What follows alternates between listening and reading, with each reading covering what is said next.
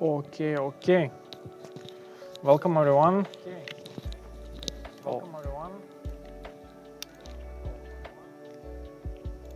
Yeah, unnecessary sound. Welcome everyone. We are at Microsoft Office in Prague right now. Today is regular Sunday stream, and today should be a bit more interesting than usually. I think the agenda is much more exciting comparing to previous one. At least I hope so. So yeah, I think I shared links in Telegram and Instagram, so let's see how many people we can get. But yeah, today the agenda is the following. So we continue working with our Leetcode 75 list, and today we're gonna solve let me remind, last time we solved this one, maximum average subarray. Today we're gonna solve either these four, starting from maximum number of vowels in substring, ending with find the highest altitude. Maybe we'll also solve find pivot index because it's easy problem. And also I need to finish the agenda, so in the chat. So system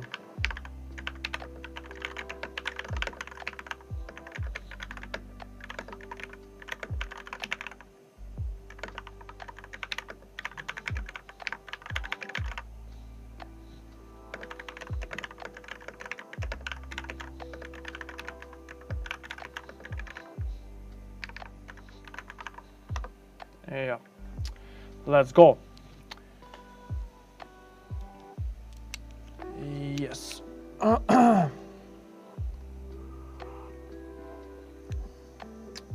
Why it is showing like a rest stream? I don't like it. Oh yeah, I'm sorry. Yes. Okay. Anyway. So yeah, we are gonna solve these four problems, or maybe five, and also last stream we got two more problems suggested by viewers or subscribers, whoever you are. So we have this one, distribute money to maximum children. The most frustrating easy Leetcode problem so far. As you can see, acceptance rate for easy problem is below 20%. I think when I started doing it, it was 20. Maybe these three sub percentages are coming from me.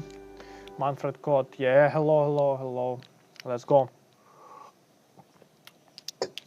Yes, and also another problem is this one, minimum operations to exceed threshold value 2. This one is pretty interesting problem, and today I was trying to mathematically prove that some algo would work. Actually, I found 4 different ways how to solve it, so yeah, we're gonna solve it as well. So yeah, I think, I'm not sure whether music isn't that loud. I'll do it a bit less. Good. So these are the plan. And in the end, we're gonna do system design. So around 3-4 years ago, I was at interview at Amazon. This was my first interview to thank. Second interview was at Microsoft, where I got accepted. That's why we are here in the office today. So at Amazon, I was asked the system design question to design a notification system with the guarantees like no data loss, highly available, highly scalable, blah blah blah. So we're gonna do it today as well. It's kind of easy problem because you will see why. Basically, we will do it in the end, and maybe let's see how it goes. Yes, ask any questions meanwhile we are doing it. Yeah, that's it. I think we can basically now start. So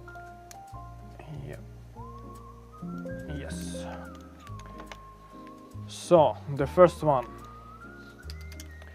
the maximum number of vowels in a substring of given length. Let's see.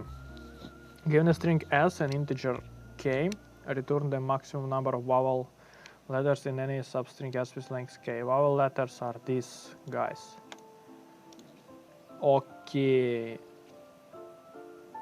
Okay, so we can basically, we should check every substring with the length k, and in this substring we should calculate how many vowels there are and return basically the maximum number of values that we could get out of different combinations of substrings. I think we will use a scalar draw. I was asked to draw a bit more. So yeah, yes, k2, k3. Okay, yeah, so let's try with this substring and k3. To understand the problem and our algorithm, so we have this string. I will convert it to array straight away. And B, C, I think we can do this one. Maybe C, I, and D, E, F. Good, this is our array. And we are given k, which is length of our substring, that we maximum substring that we possibly can get. And in our case, this is 3. So we're gonna check all the possible substrings in this string or array of characters and check the number of vowels there. So first we would try with the first substring, length of 3, ABC. We clearly see that there is no vowel at all. And we move this kind of window forward and we try this substring. We see that there is one I, this is one vowel. Okay, so now the maximum is 1. We're moving forward, now we're trying this one. We have 2 I's, 2 vowels, so maximum is 2 now. We're moving here, 3 vowels. Basically we can stop at this moment because we already know that, yeah, we don't have to do it more, because yeah, whenever we have all characters in substring vowels, we for sure know that we cannot get more. But yeah, in the brute force solution we can still continue. This one will get us will give us 2, which is not more than 3. This one will get us 1. Oh, sorry, also 2, E and I and E, and then this one gives us only 1 vowel. So the brute force would be to try every possible substring starting from index 0 and count the maximum vowel. Let's basically implement this algo. It's not that crazy complicated. It's not at all. Yeah. So we have our string s, and we're gonna try to our substring from all possible places, which is, let's define our count of maximum vowels so far.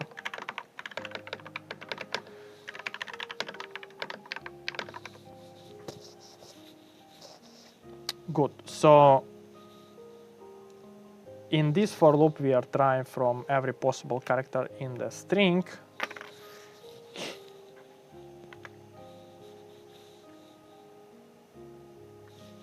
And after that, starting from I, we should try to build substring length of k and count the maximum number of vowels here.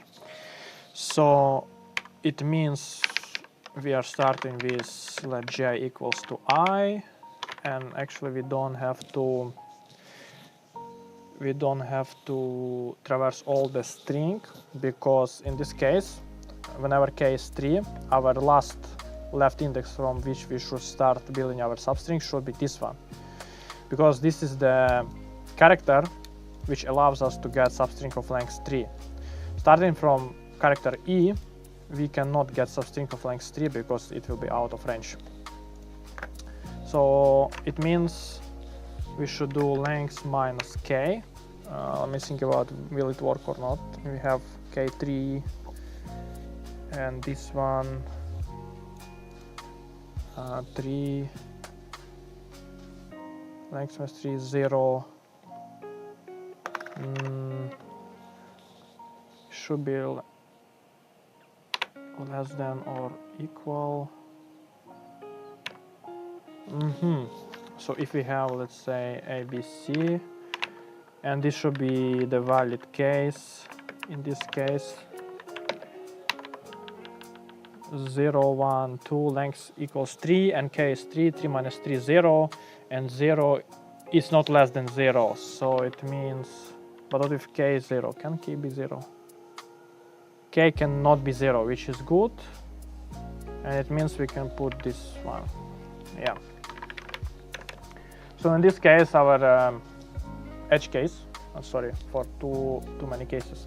Our edge case is 3 characters, and we shouldn't start building substring starting from second character, because in this case we can get only substring length of 2.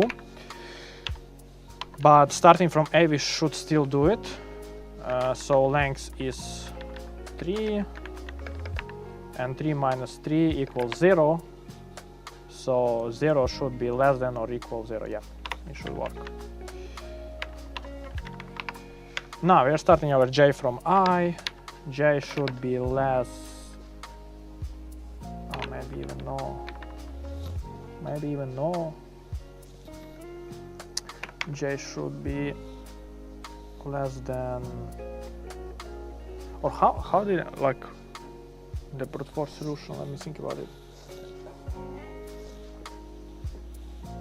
It should be actually pretty simple. Yeah, sorry. We should start from 0. Let's not complicate things. 0 should be less than or equal k.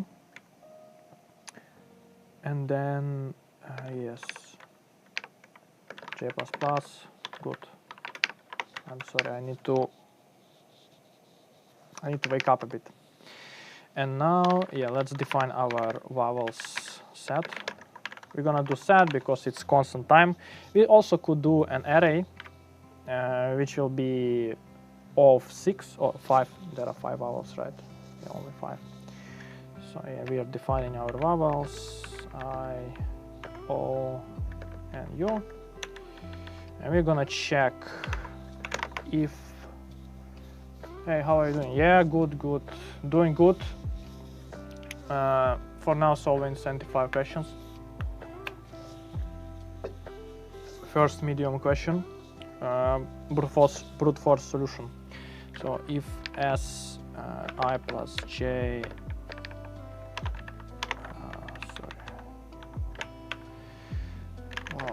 has, if the current value in substring is the, this one should be max count.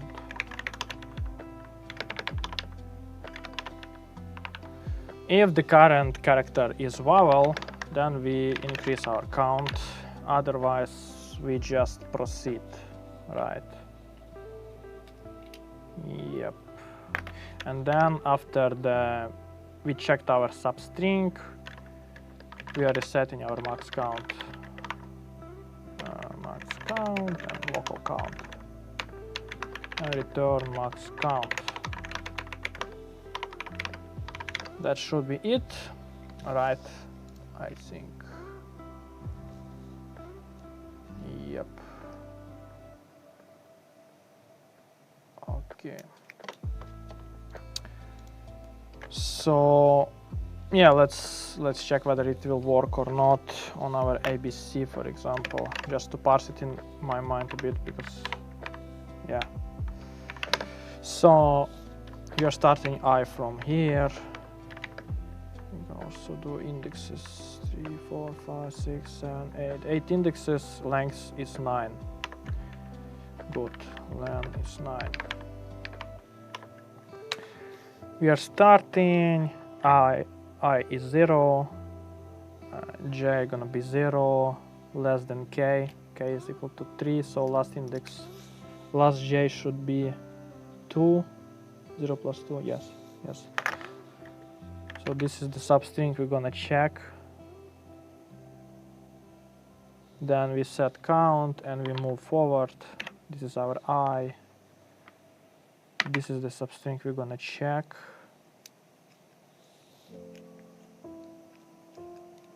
Yes, we move forward, blah, blah, blah. Then whenever we are at index 6, 9 minus k, so 9 minus 3 is gonna be 6. 6 equals to 6. Yeah, so this index we will try. Yeah, it should basically work. Let's just try it straight away.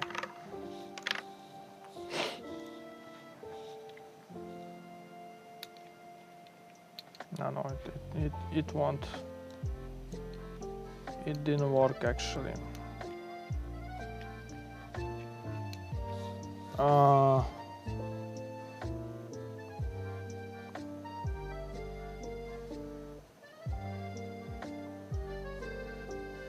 Okay, this is interesting. This is very interesting.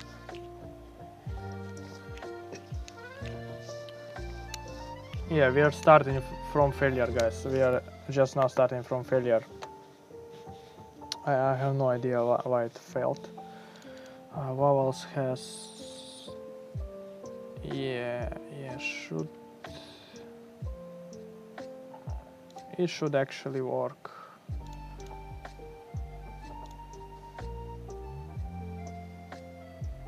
Okay, interesting.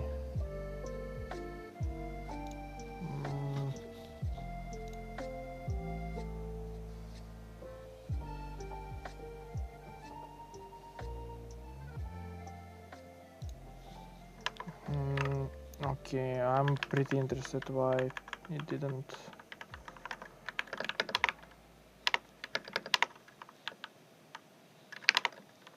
Let's debug what else we can do, because I know the optimal solution. I never wrote here brute force.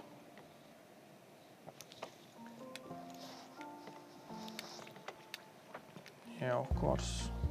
Well.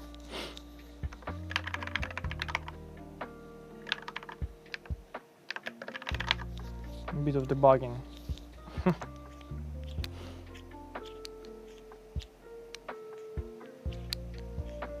P1.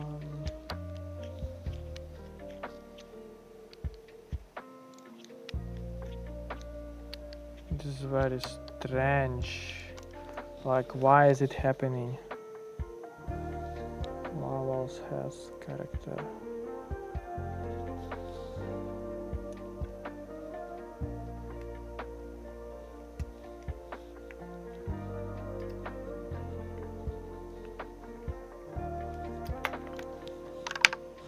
This is very interesting.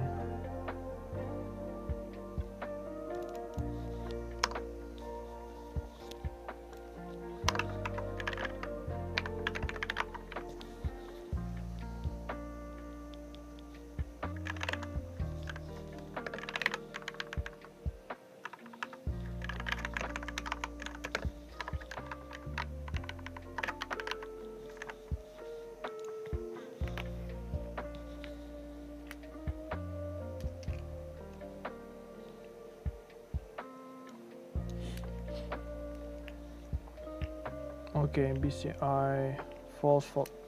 What?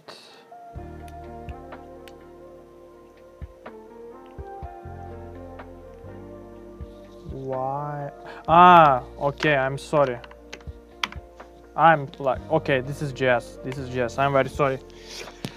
Yeah, this is set initialization. Actually, algo was okay. This is why I was so surprised, because it should work. It's as simple as fuck, but yeah, actually when you initialize set, you should initialize it, if you want it initialized from array, you should put array, right? Not just single characters. stupid, but yeah, now you should get the time limit exceeded for sure. Yes, it's time limit exceeded because our complexity here is n times n, which is squared time complexity. We have for loop that traverses every possible index in the string, which gives us n, and we have sub loop, which is kind of constant k, but for k pretty much close to n, it's n times n. How we can do it better?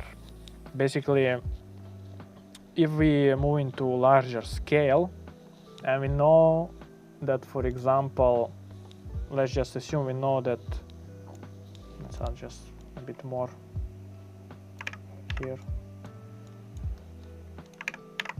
Okay, so the reasoning should be the following. When there is big string, and we have, let's say, this substring we're now checking at the moment. Let's say our k is 1, 2, 3, 4, 5, 6, 7, 8, 9. It's 9. K is equal to 9. So in this particular case, 4, 4, 9. Yeah, we counted all vowels, 1, 2, 3, 4, 5, 6. There is 6 vowels. And if we move our left index, which is I, a bit to the right, and now it's 4, this one. We're counting 1, 2, 3, 4, 5, 6, 7, which is 7. It's more, but actually previously we already counted 6 vowels here. So basically, what changed? We removed C character from our substring, and we added I character here. So basically, we did this. All other characters remain the same, and we actually know the sum of them here. So yeah, we are playing with character C and I, but the sum of vowels in this substring, when we are moving it, is the same. We don't need to recalculate it. So it gives us the intuitive kind of approach or intuitive thinking that we can just start with some substring. Let's say k is 9, we are starting with 9, 4, 5, yeah, like this. And we just moving this substring to the right. So in this case, we're removing left character and adding one character to the right. And this is what we are doing until the right index is basically over. So this would be our second one. Let me count 4, 9, yeah, this one.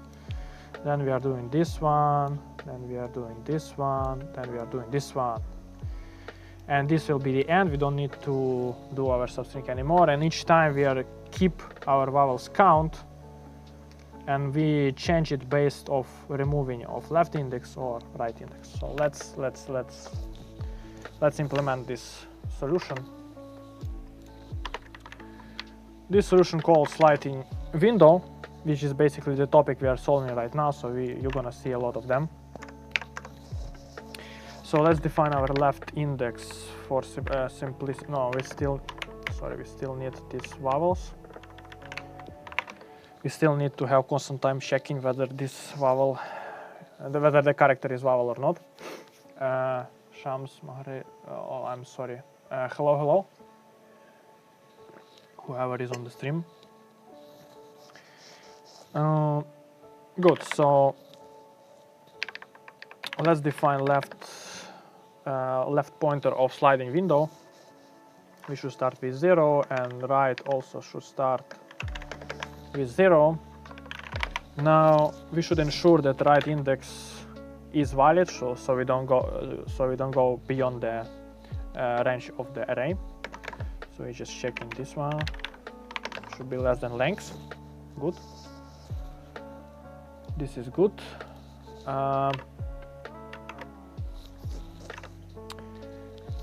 And now we should basically increase right index until the distance between right and left is going to be k, because k is the length of our desired substring. So if let's say even like this, let distance, let's do readable code, distance right minus left, and now let's actually count whether it's gonna be our distance or not. So let's say, let's start simple cases ABC. So right gonna be 2, left gonna be 0, index 2 minus 0 equals 2, but k should be 3. So it should be right minus left plus 1. Yeah, this is how I'm checking edge cases. Just bring some simplest possible example, run it in your head, and convert to the code. This is how it usually works. So if distance is less than k, we still increasing our right index. Yes, but while we are increasing, we still should count whether the current vowel. Yes, let's do it outside. So if s on the index right, if it's vowels has, boom, and increasing our count. After increasing our count, yeah, let count this one, let max count also 0. And each time after we got some vowel, we just check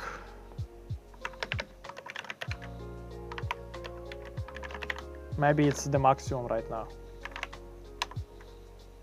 Count. Then if we have distance less than k, we just increase the right index, or otherwise, or actually, okay, let's improve it later. Else, if the distance is already equals to k, we can even state it exactly, distance equals to k, then we should also move the left index, so we keep our sliding window like the same. So we're moving left, but left should be in the end. Also, before moving left, we should check if string left vowels has this. So if the left index contains the vowel, we should decrease our count, because we're going to remove this and we don't include it in our substring, so we shouldn't count it. And after we removed it, yeah, we just increase our left index back and return max count, pretty much same way. Pretty much same way. Let's run it a bit in my mind as well. So if vowels has our right index increase count,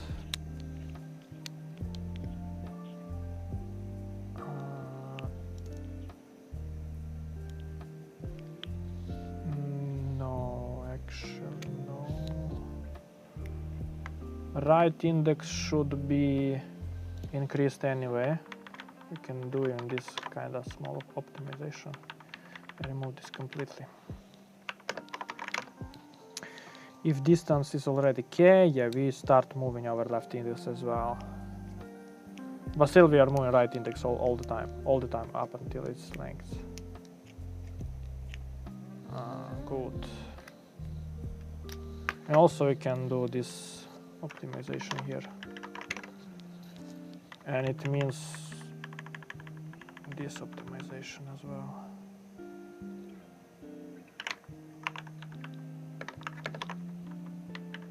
Yes, a bit of refactoring. What happened? Yes. Should it work? Well, most probably. Minus, left plus plus, right plus plus.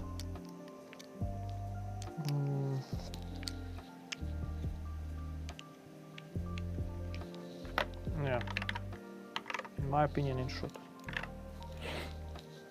Let's try it out. It didn't. Well, of course.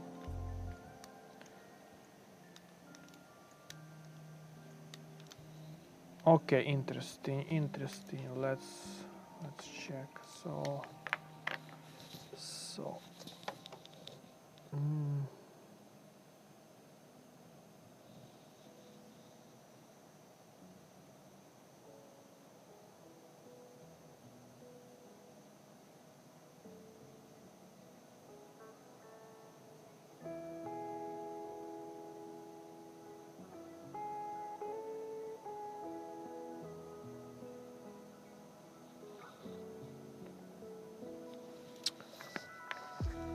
Okay, right minus left +1.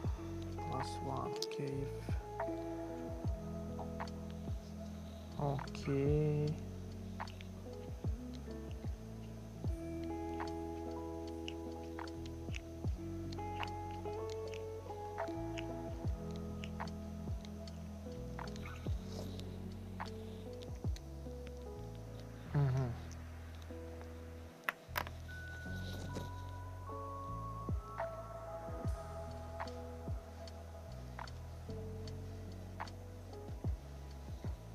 Okay, I'm wondering what is the failure? What is the failure?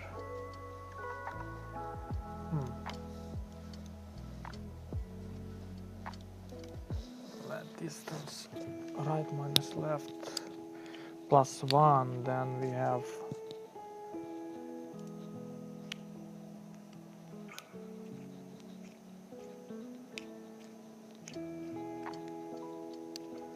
distance k, but vowels doesn't have left.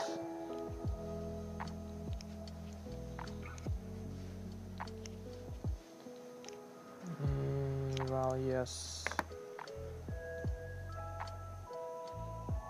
If distance is not k, this should not be executed, right? Let's actually see.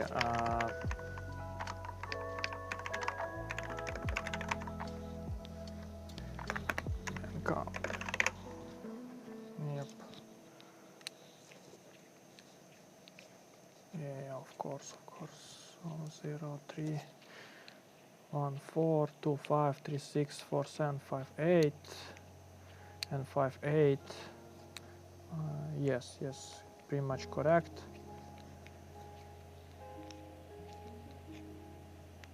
And count is always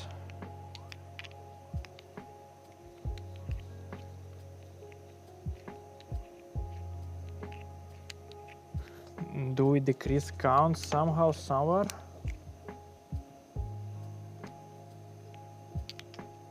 It's very interesting.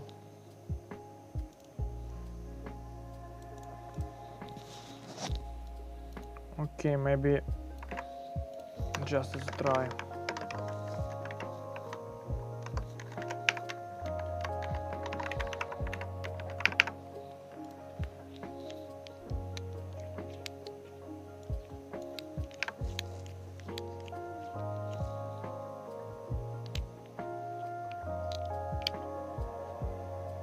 What is the distance? Wow.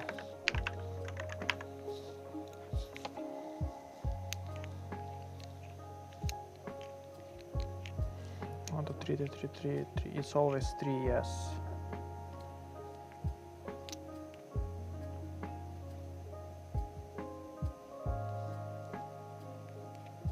This is very strange. ABC, I. Count, increasing count, and then we are yes, and distance. Okay. Now I understand. In each while loop, I'm sorry. Yes, this one is very bad. In each loop we are doing, yeah, we shouldn't do this. So let's rewrite this. So when there is vowel, we increase count. Yes, and yes, and then, and after this,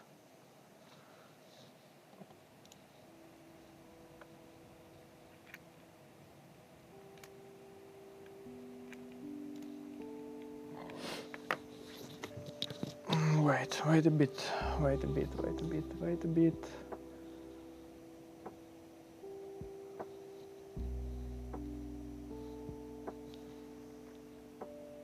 Yeah.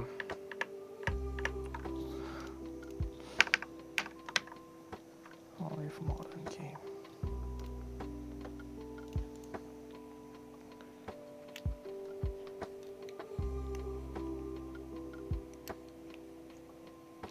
But why it doesn't work?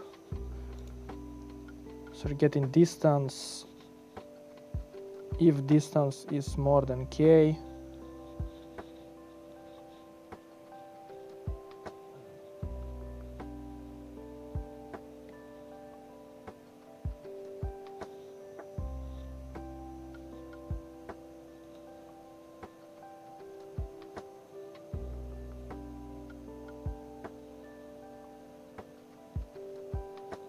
I have a feeling that we're kind of always decreasing count, but we should be decreasing count only in case these two are true. So I'm wondering why should I'm spending too much time on this problem. I'm spending too much time on this problem.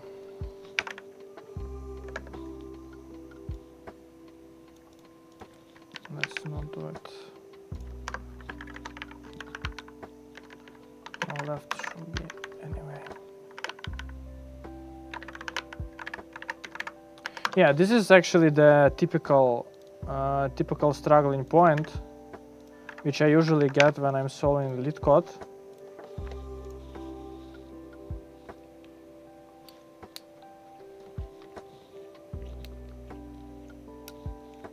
Yes.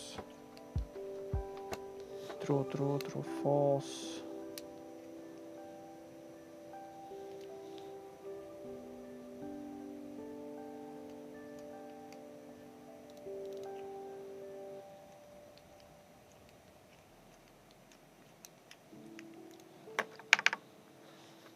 Okay.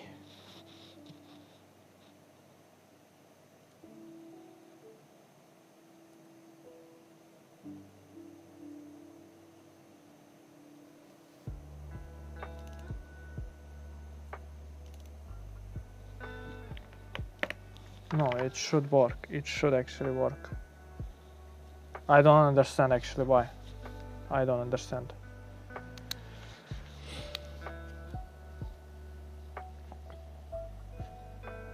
Two 6, 2 minus 6. Okay, let's start from fucking scratch. So, let's start from the very beginning. I think I complicated the stuff a bit.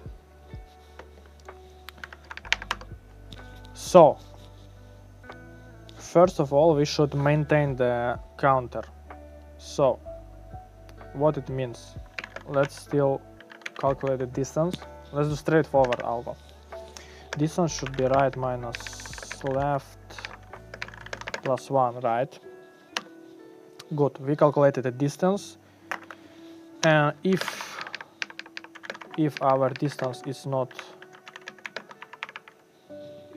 k still, what we are doing, we're just increasing right, and we still count the vowels. If vowels has as right, we increase our count. Good. Then we are increasing our right, and then we continue. That's it.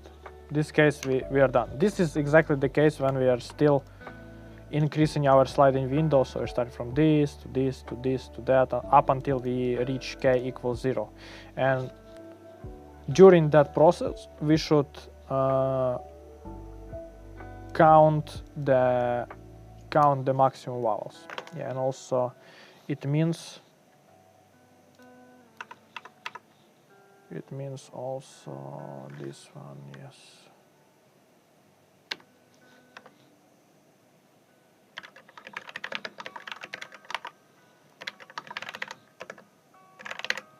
Good. Now another case. What should happen when we reached this distance equals k? So it means previous iteration we already counted the number of vowels that we need to have, right?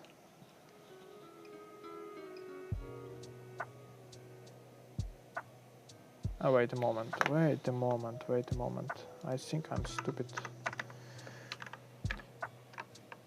EDE. Let's say we have this example and these indexes. So 0, 1, 2, 3. We are starting. Our distance right minus left is 1. Yes, here distance is 2. Let's say k is equal to 3. Here is distance 2 minus 1. Oh, sorry, 2 minus 0, 2 plus 1, 3. So distance will be equal to k. So it means we will not proceed if this is I. This is the exact edge case. Yes.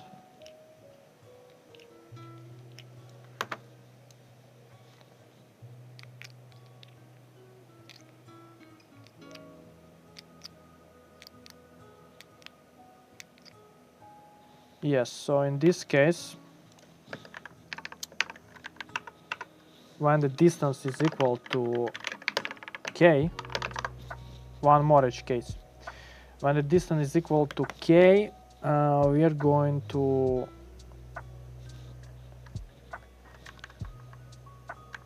still do this.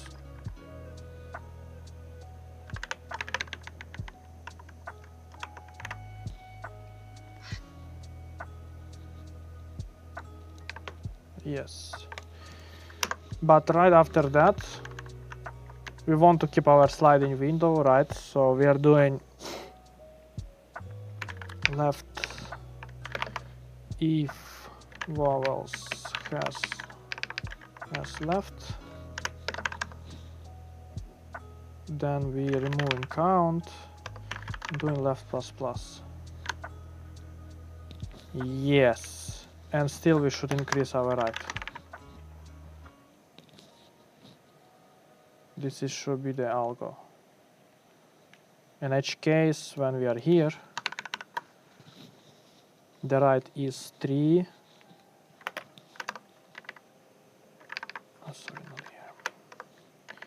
Right is equal to 3. Right index left is equal to 1. 3 minus 1 plus 1 is equal to 3. We go to this case.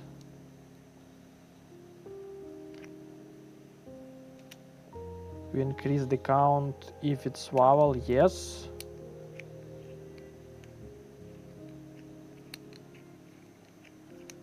And we remove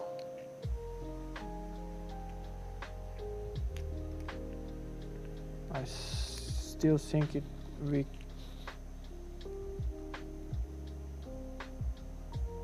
so what should happen in the one iteration when we are here and you want to move to this one, or let's say when we are here and we want to move to this one.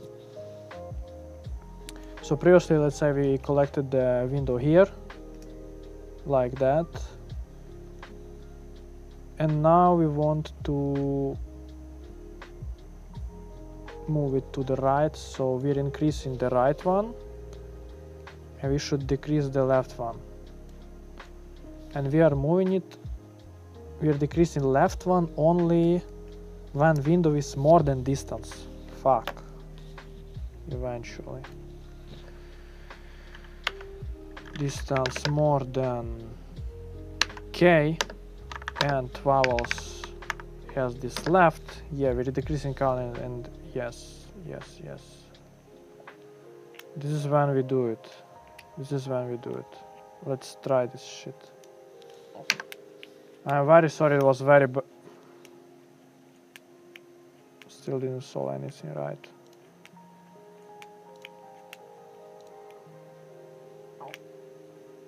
This makes me crazy.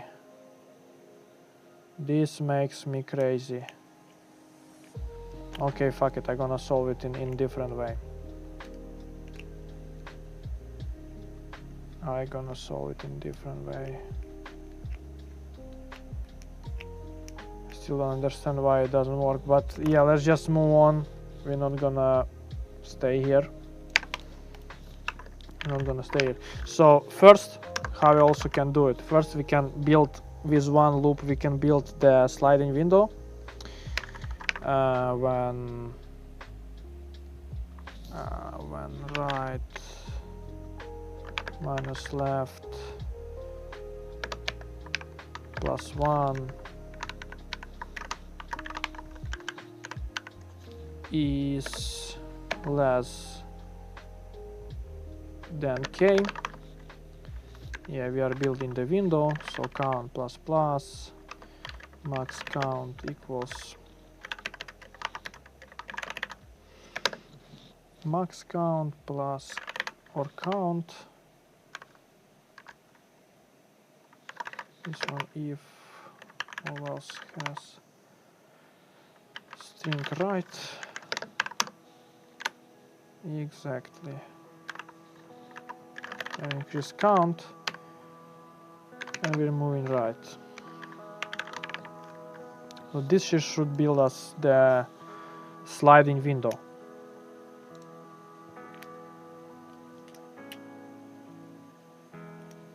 Yes. So our right will be equal to k at this moment.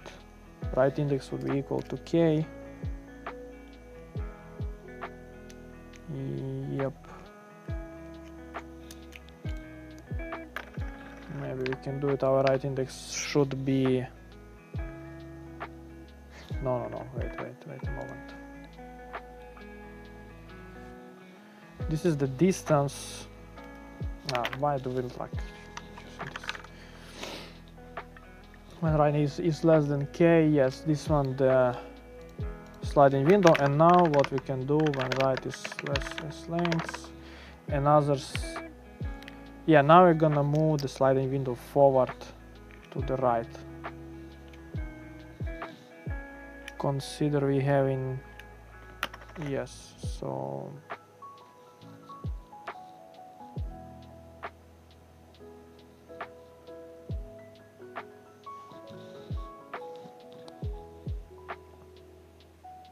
yes.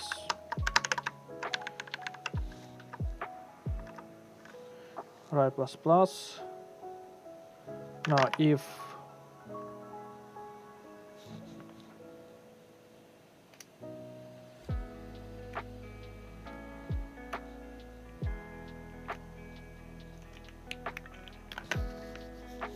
okay.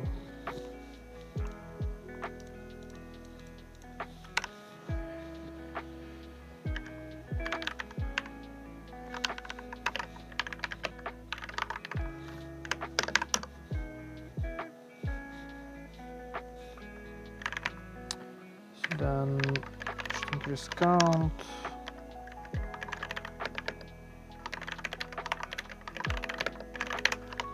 Count. And then wait, in this case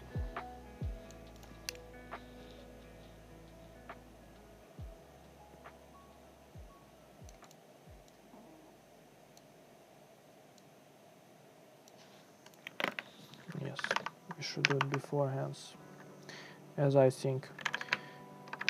All else left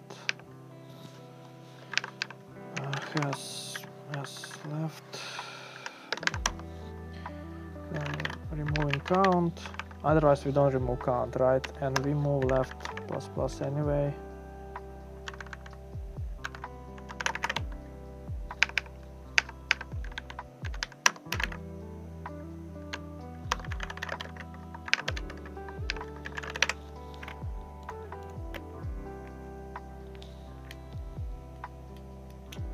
Yeah, it's even timely. Okay, yeah, because we don't move right. Yeah, that's okay. That's okay. Wrong answer still. Okay, this bitch just doesn't want to work. Okay, okay, I see.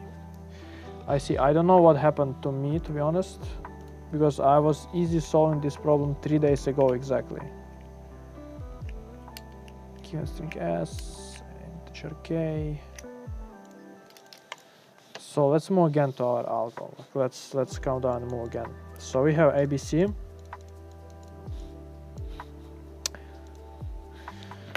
This is our right index, and we also have our left index. Let's say K equal 3. Let's move this 3 here, somewhere later. So first we should build the sliding window. We should build it until we are here. So this one 0, this is 1.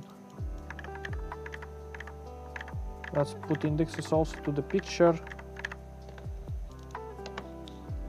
2, 3, 4, 5, 6, 7, 8, 9, 10. Fuck this too. So we're starting right and left on the 0 index, and we keep right up until, yes, this should be the case how we want it to be, right? Left less than right, and right is on the edge, so right minus left plus 1 should be equal to K. Right minus left plus 1 should be equal to K. This is the invariant we want to maintain, right? And in this case it will be 2 minus 0, which should be 2, 2 plus 1, 3. 3 equal 3. Good. This is the time when we successfully built sliding window. Now what we want to do is to every iteration we want to move index right and move index left. Then we count it again, move index right, increase the counter of vowel if it's vowel, move index left. Now count of vowels should be 2. Then we move right again and left again, meanwhile counting the vowels.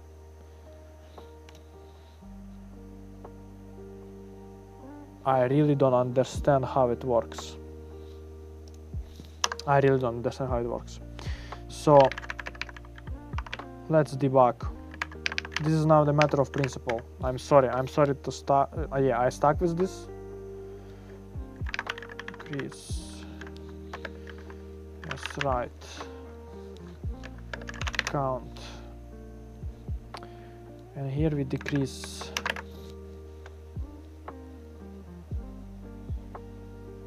And let's say, what is the distance? Distance right minus left plus 1.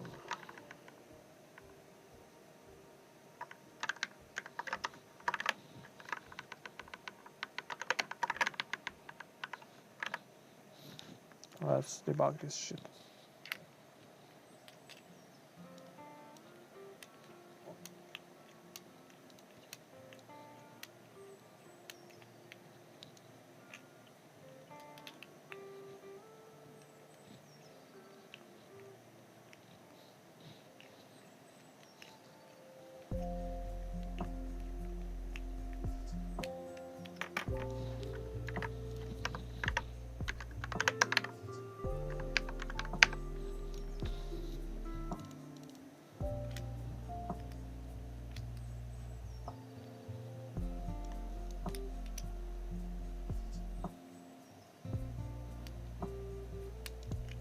Wait a moment.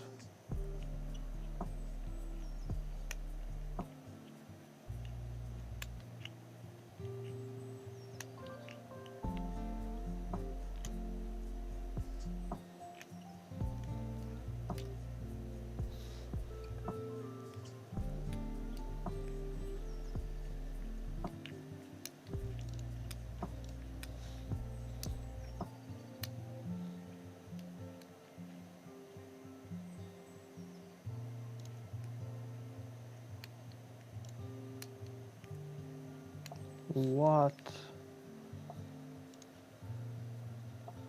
No, I really don't understand what is going on. It's some weird shit.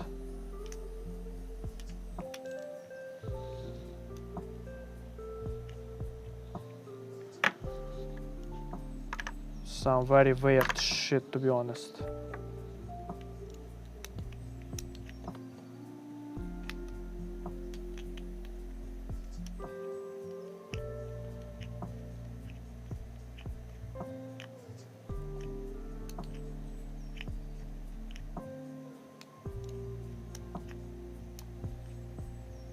I and O.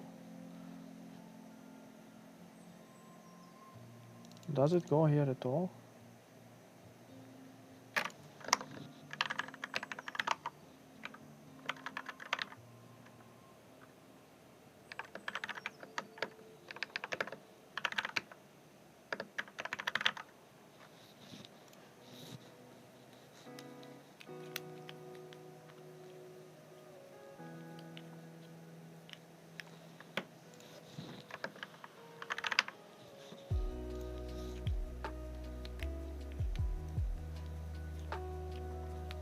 Okay, we are iterating. We do iterate.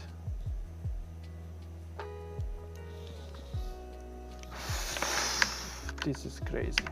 Guys, this is really crazy.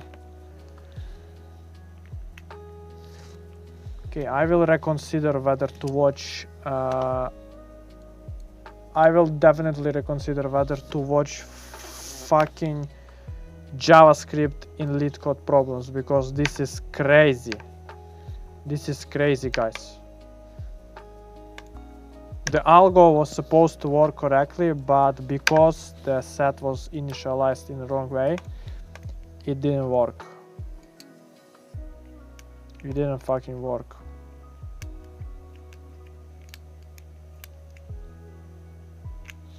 Yes, this is the sliding window. So this is why I was very surprised how it doesn't work. Because this is exactly our algo. We're just meeting our sliding window, and then we just moving right, moving left, calculating, moving right, moving left, calculating. And I just wanted to do it in one single iteration instead of these two whiles. However, it's all O1. So the complexity is O1 here, and the constant space. Not constant, O5, but it's kind of constant. Let me try actually to rewrite it in my way, because I'm now wondering what happened, why it didn't work. So I want to do them populating the sliding window and slide the window itself in one iteration. So let's try again. This was the definitely problem with set. That's why I was so fucking confused and frustrated. If we have vowels, so let distance. First we decide distance, and we already know that it's right minus left plus 1. If distance less than k, so we didn't reach our distance k, we just increase our count, yes, and moving right plus plus and continue. This is this while true. We already did it, and yeah, we should also keeping the maximum if in case we miss it. Can we actually miss it? Yeah, I think we can. Yeah, so we should maintain it here. So this while we already kind of did. Now, yeah, the criteria should be this one. If distance less than key, yes. Now, this case is when distance is equal to distance equal k. So it means that at this point we already got our sliding window, and now what we should do,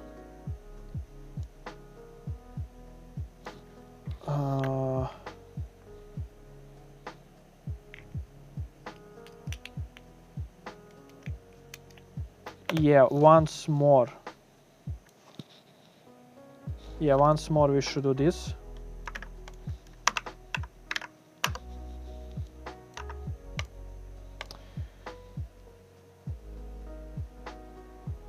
And then we should check this case and move our left index.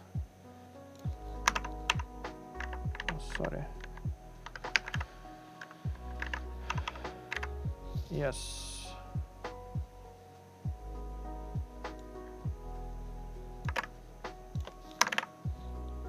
Like that. And this shit we remove completely. We will refactor it in the moment. I just need to make sure it works. Yes, now it works. Now how do we refactor it? Let's refactor it here, because the code is the code has a lot of unnecessary things that can be reused and stuff. So we see that we are repeating this, and the right in the end also repeated. So basically what we can do instead of this, we can just check. This is for distance less than key. You don't need it. Yes.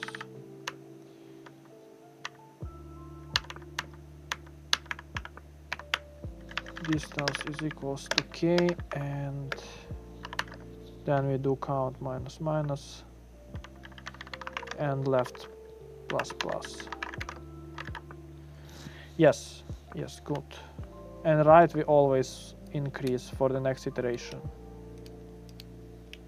And left we increase. No, actually no.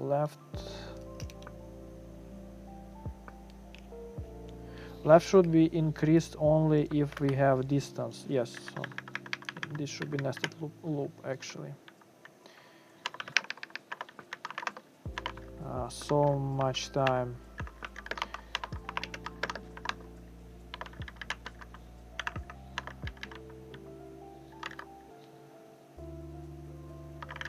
Yeah, like this.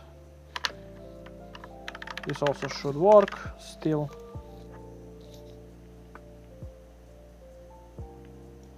It is. And now the final refactoring that actually here we can increase the left pointer straight away. And for the right pointer, I think since we already calculated distance here, we can also omit. Let's move on. I spent, I think, around hour on this bullshit problem. And it was very frustrating just because the set is not initialized. So what happened, I had set, JavaScript set, and if you want to initialize set from array, let's say 1, 2, 3, 4, 7. This is how you should do it, and you just put array inside the set on the constructor. But if we do it in this way, so set just 1, 2, 3, 4, 5. Yeah, then it cannot even be initialized and iterable. But somehow, this is weird actually. Somehow Leetcode didn't tell me that this is runtime error. How come?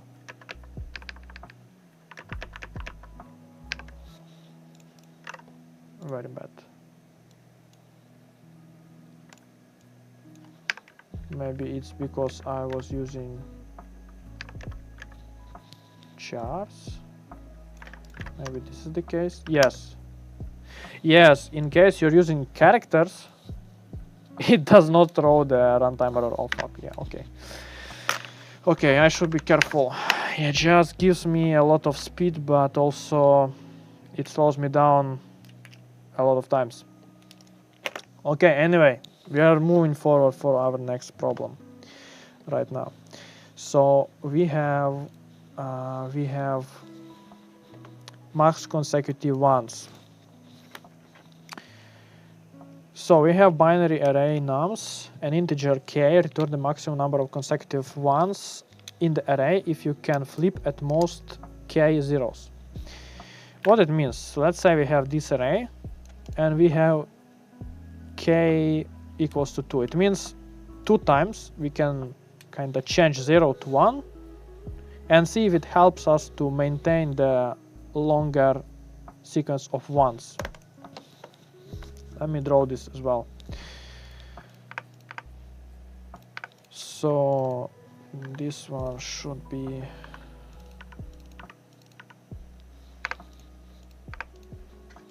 okay. Let's say this is 0, this is 1, 1, 1, some 0. I think it can be even enough. Yep, so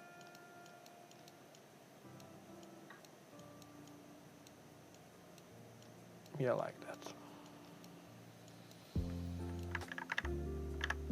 If k is equal to 2, it means whenever we are meeting 0, we can flip it to 1. So what is the longest continuous sequence of ones in this array? Well, if we don't have this k and we cannot flip any other zeros, so we have subsequent sequence of ones as this one, we have this sequence of 3 ones and this sequence of 2 ones, which gives us the answer that the longest one is just 3. 3 zeros, 3 consecutive zeros are in this array. But since we have k equals to 2, it means we can flip any 2 zeros to ones if it helps us to get longer continuous sequence of ones. So let's say we are starting to apply our k here and we are swapping our zeros to ones. And in this case we have our subsequence equals to 4 and we don't have any more k, so k is equal to 0. When we meet the next 0, we cannot use our k because it's exhausted already. And we should actually move our 1 here. But this one changes to 0 back. And if we use this k here instead of first index, instead of 0 index, we use our k at 4 index, we can get the longest sequence of ones with the length of 7, which is very good. And if we move this 0, we flip it back. Now k is equals to 1. We can flip it in this place at index 8. K becomes 0 and this one is flipped to 1. It's even more sequence of ones. Now it's 1, 2, 3, 4, 5, 6, 7, 8, 9 ones. So this is exactly the task. And again, we can do it as a brute force and as a sliding window problem. Since I think actually I spent a lot of time previously on my sliding window, this time we would go with the sliding window approach straight away. So, how do we do it? We again have 2 indexes, left and right, and we are maintaining number of k's. We are trying to move our right index as far as possible, and we can do it in 2 cases: when we have 1 or when we have 0 and there is still bank of k's. Then we can use this k to flip 0 to some 1 and keep going. When we reach the point that we have 0 and we have k equals to 0, so we cannot flip it to 1. We should move our left index up until we get some k equals more than 0. This will be exactly the algorithm. So, and we should return which one exactly? We should return maximum number of consecutive ones. Okay. So this count will be our number of consecutive ones. We're initializing right index, left index, and then while right is less than nums length. And now we have kind of branching logic. If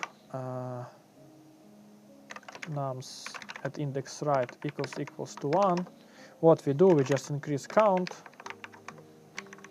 Again, we have this thing, max count equals to 0. We will refactor later. Let's just do it.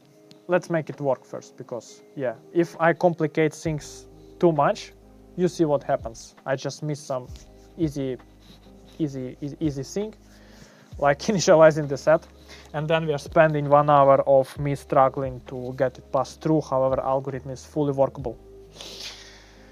So max count equals to max count. Yeah, and we increasing right. Continue. This is the first case. Now second case, if nums right equals to 0, still if we have some k, if we have k more than 0, so at least some case, we should do exactly same thing.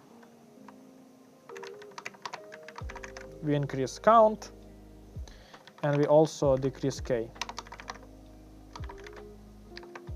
Yes. However, if we don't have k,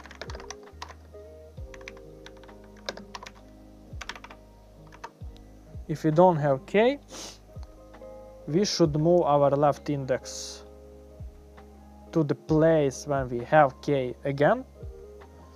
So we're just doing if nums left equals to 0, which means at index left we used some k. So if we throw out this index, this 0, we can get back our ones that we used. We can get back our one of the keys. So now what we are doing, we increase k, and then here we move left. Yes, basically that's it. Here we can put continue, but we might skip this. Yes, and then we just return max count.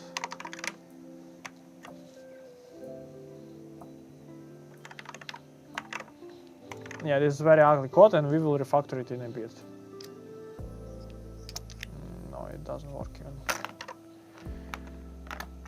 So nums right count max count counted, right increased. If k equals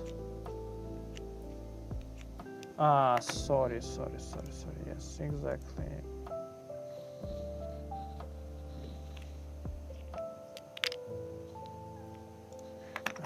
Here we should decrease count, most probably.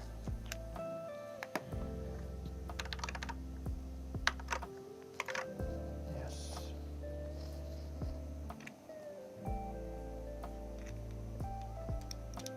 Still no, what the hell? So we have, if it's equals to 1, we just keep going. Detecting max count, moving right index, that's it. If we meet 0 and k is more than 0, meaning we can use it, we're increasing our count.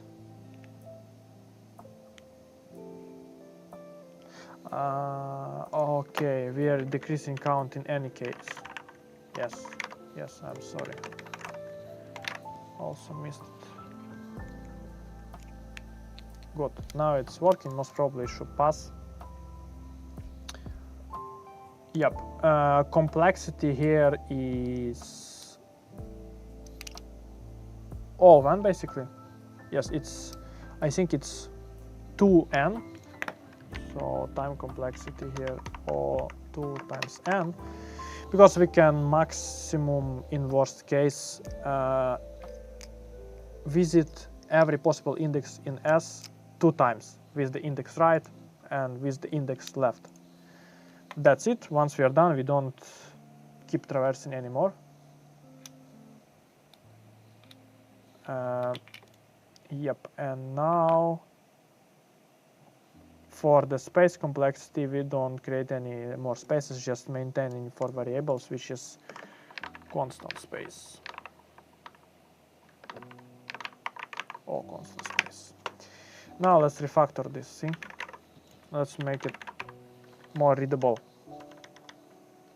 So we see we are repeating a lot of things. We are repeating.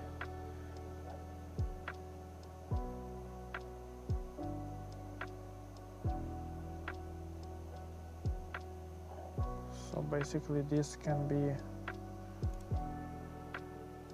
how I can refactor this. We have 3 cases, right?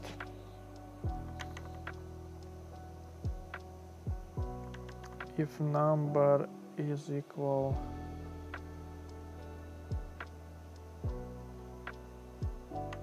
so this should be the base case or the default one. Just 2 people watching. Yes, I know, because most probably I was struggling with some problem for a very long time, so that's most probably why it happens. Now if nums right equals 0, and we're interested basically and k equals to 0,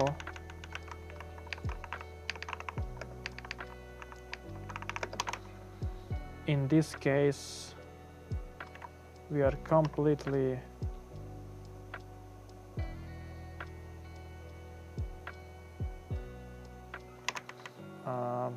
no, actually we can't.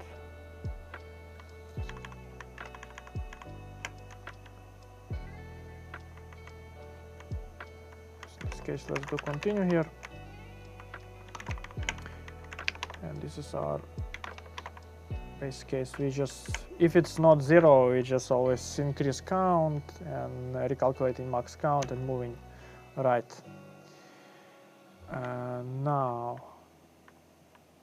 are we moving right all the time here? No. But count we do move every time.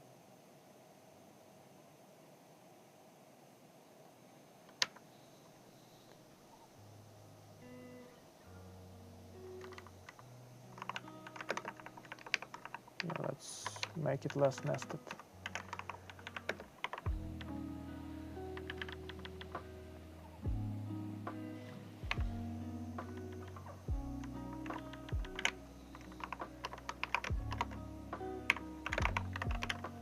If nums right equals 0 and k equals 0, and we are doing this. Yes, otherwise if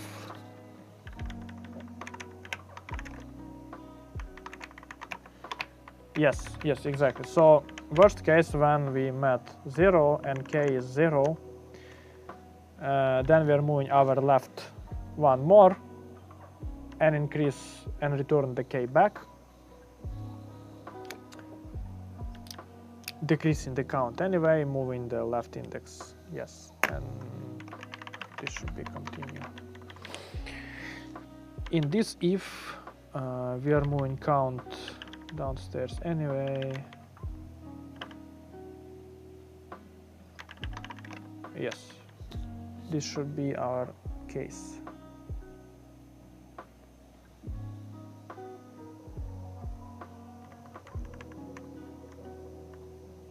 Yep.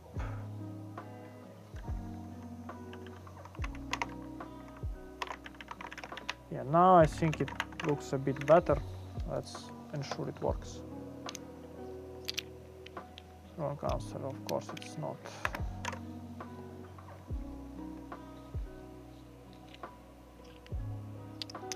Ah, yes, because count should be calculated first.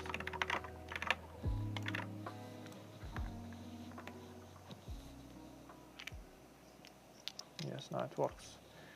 Good, I think this problem also is done. Yes, pretty much done.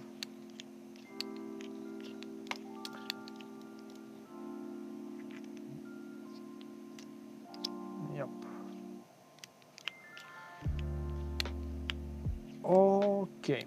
Okay, let's move on. But before that, let's copy paste the code. Yeah, up to the one of the last our problems. This is actually the sub-problem of the problem we already solved. Given binary array nums, you should delete one element from it. Return the size of longest and empty subarray containing only ones in the resulting array. Return 0 if there is no such subarray. So this is pretty similar problem if we compare with the previous one, because in this case, like previous problem was about flipping 0 to 1. We had some number of k, which allows us to flip the 0 to 1 k times. In this case, we should and we must remove one element from the array. It can be 0, it can be 1. And by removing this element, find the longest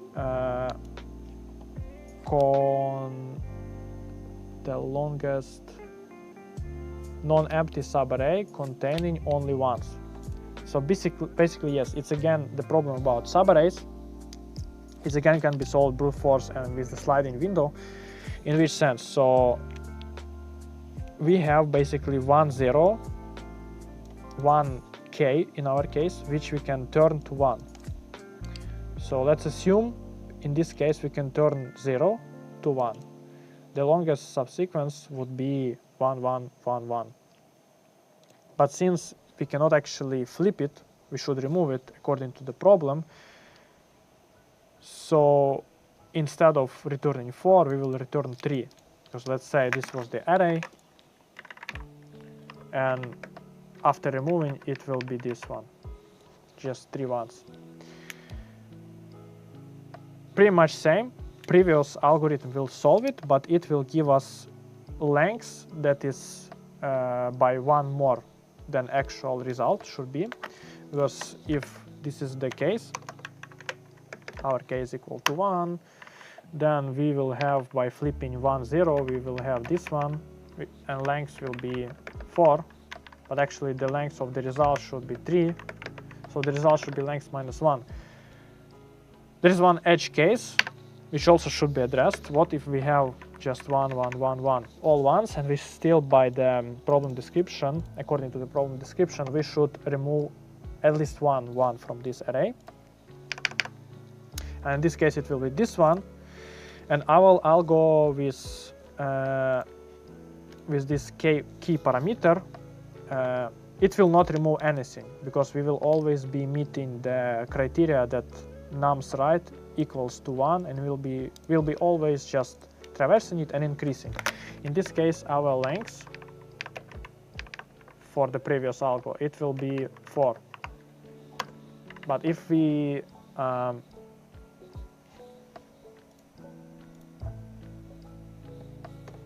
sorry, let me check the Twitch. Yeah, Twitch is still doable. Oh, sorry, not doable. Twitch is still working. So in this case, if all of them are 4, the previous algorithm will return us length of 4, but according to problem description, we should remove actually one of the ones, which would give us this result. So the result should be 3, and in this case, the result is again length minus 1. So let's just reuse our previous algorithm. Sorry. Or we can do it just like this. Yes. Let's paste it here. And in this case, we don't have k as a parameter, but we know that k is 1. We can remove only one element, or in this case, flip only 1, 0. The algo remains exactly the same, but instead of max count, we're returning max count minus 1.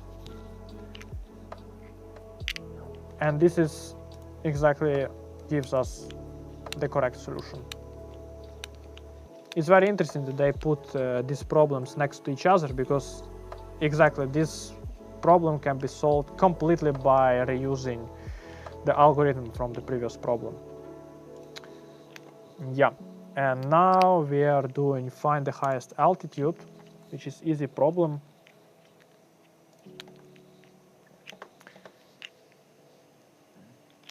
Yeah, this one is, what is the topic? It's prefix sum. Actually, yeah, it's kind of prefix sum. So let's solve it.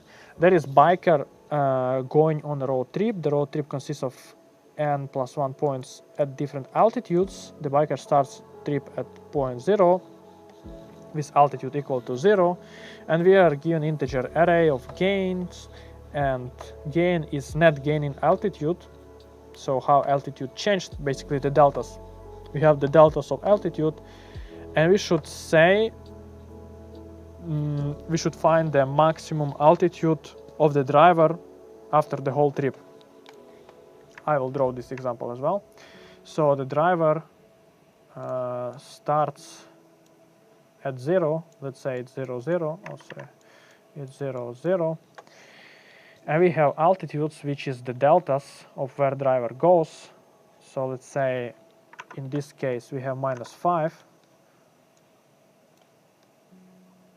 which is minus 5, it goes here, somewhere minus 5.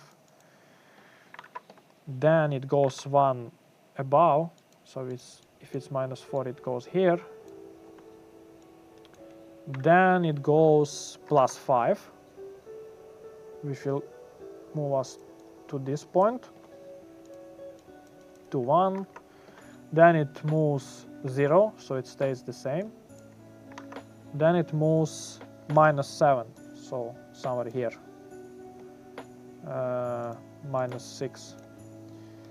In this case, the highest value are these two, and we should just return 1. How are we gonna do it? Pretty simple. We have our sum, which is our current altitude, or you can say it current altitude equals to 0, since we're starting from 0, and we're iterating over every possible gains. So g in gain of gains, gain, yeah, sorry, gain. We're calculating our current altitude, just adding delta, and it should be maximum. We're finding the maximum.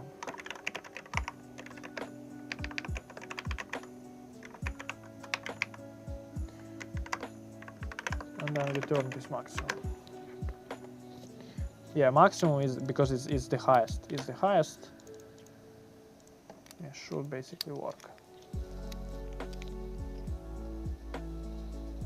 Yes.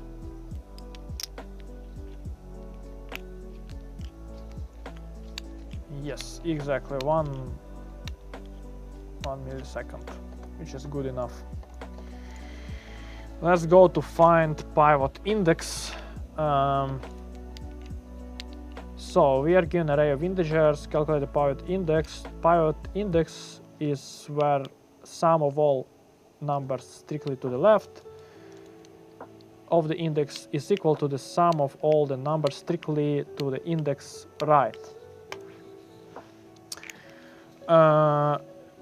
If the index is on the left edge of the array, then the left sum is 0 because there are no elements to the left, blah blah blah. Yeah, so the brute force, so yeah, let me draw this a bit. So let's say we're at index 6, or can I draw it somewhere here?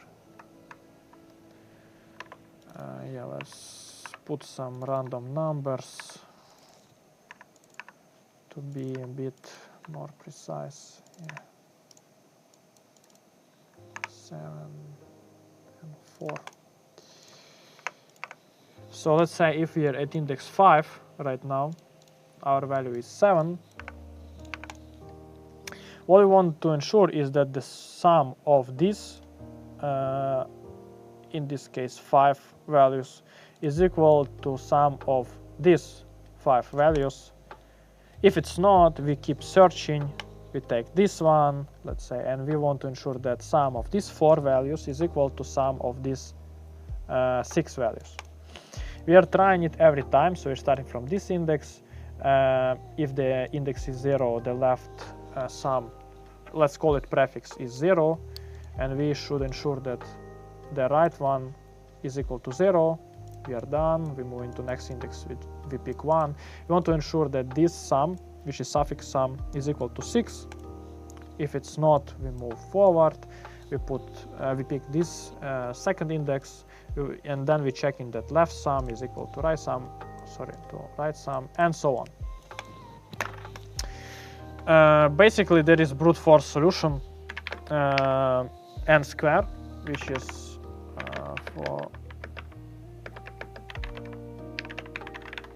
is basically we try every possible index, and here for every index we calculate the prefix sum and then suffix sum, and then we compare them. So picking each index is n, and calculating the prefix and suffix is also n, which will give us n squared. The solution looks like this.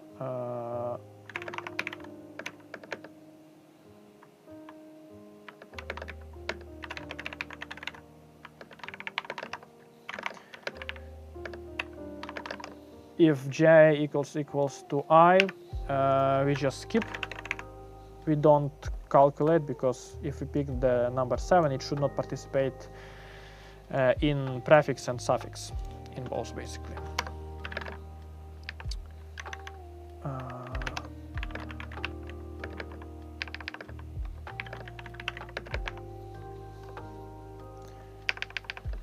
And if j is less than I, we are increasing prefix. Or if j is more than I, we are increasing suffix, because it's to the right side of the array. And then in the end we're comparing if suffix equals to prefix, then we return what we should return, the pivot index. So we return the I. We return I, and this is basically it. Other -1. Yeah, exactly. Good. Prefix, yes, calculated. Yes, should basically work.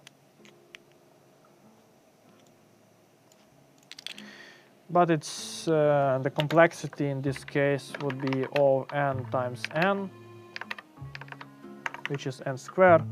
So we are so low here. Instead of this, what we can do, basically at every index, if we are talking about large n's, we always, so let's say we are at index 7, we pre-calculated previous 5 numbers. When we move to to value 1, we can reuse the pre-calculated sum of 5 values of these ones plus 7, and then use this sum. So how we can do this? We actually can create pre-calculated prefixes, pre-calculated suffixes, and then traverse this array only once by checking prefix and suffix sum. So our prefix would contain, let me copy it completely.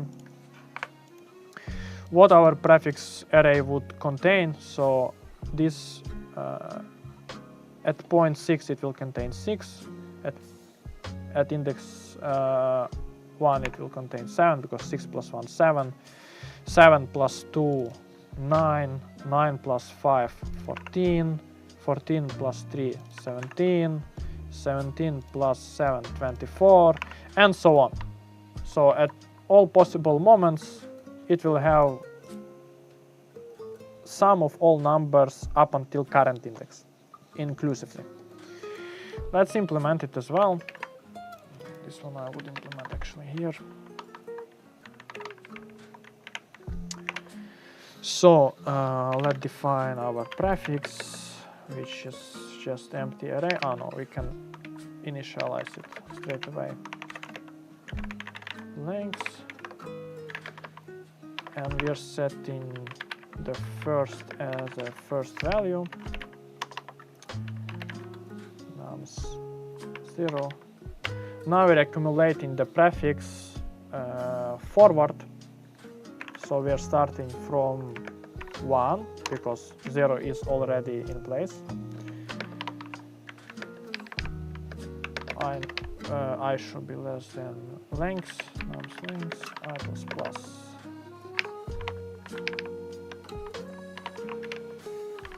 And prefix specific of the index I is its previous prefix plus current value.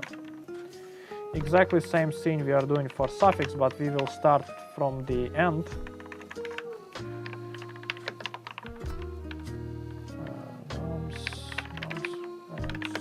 -1.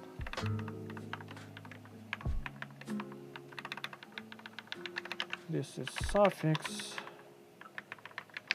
Nums length -1.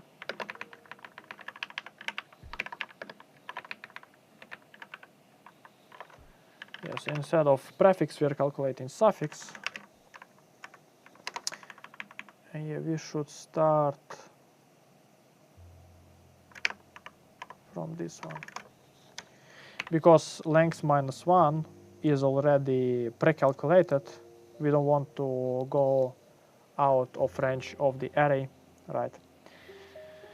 So this is how.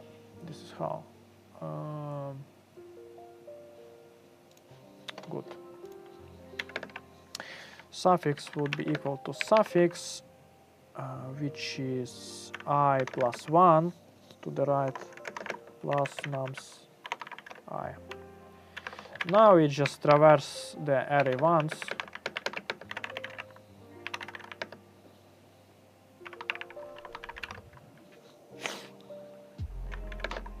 And for each particular index, we are getting prefix and suffix.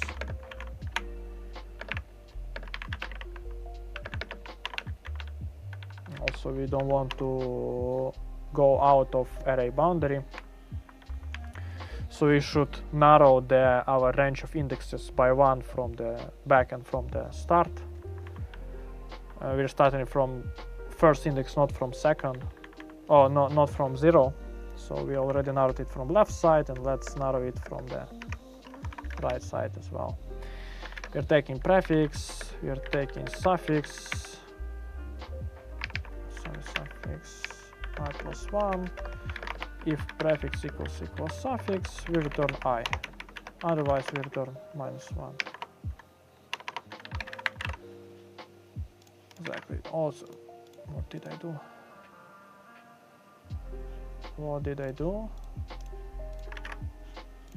Let's check whether it works or not.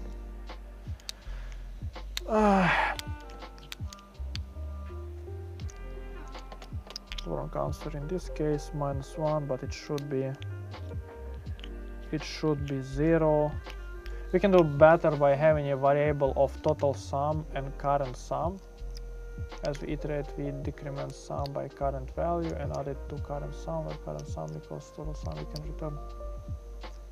Okay, Bobby, I see. Let's try. Let's first run the prefix and suffix, and then now let's think about prefix only solution for sure. So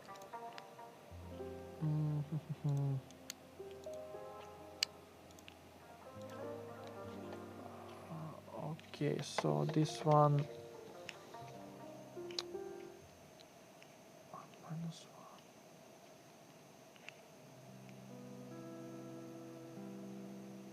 Why it's expected 0? Because 2.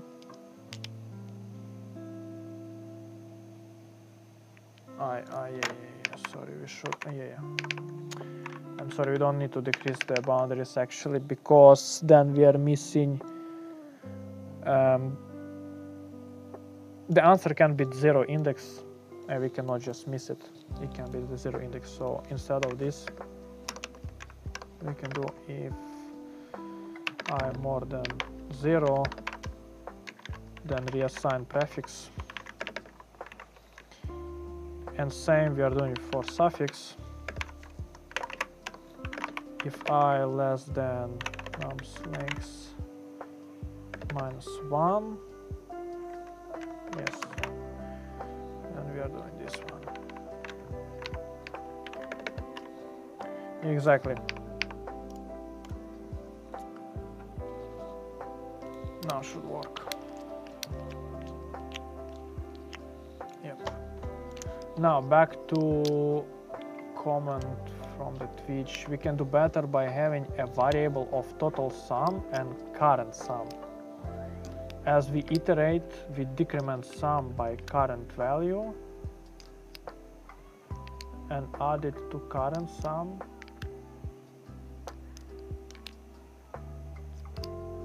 Wait. Let me think about it a bit. So we have total sum and current sum. Okay, and total sum, do we pre-calculate it? Most probably we do, right? As we iterate, we decrement sum. I think we decrement total sum by current value and add it to current sum. Actually, now it makes sense. Now it makes sense. I think what you mean is this one. Let sum equals to. Actually, we can initialize array straight away. So we. No. I think you mean total sum is variable, right? And whenever we are moving, constant space. So total sum. Let's do it actually. It's a good suggestion. Yeah, I agree. It's better because previous solution like this one, it's time complexity. It's all 3 times n because we're iterating 3 times through the whole array, and space it's times 2 times n, which results in O of n actually in both cases. But yeah, as Bobby suggested, this can be O1, which is true. It can be. Let's implement it. So we have total sum equals to 0.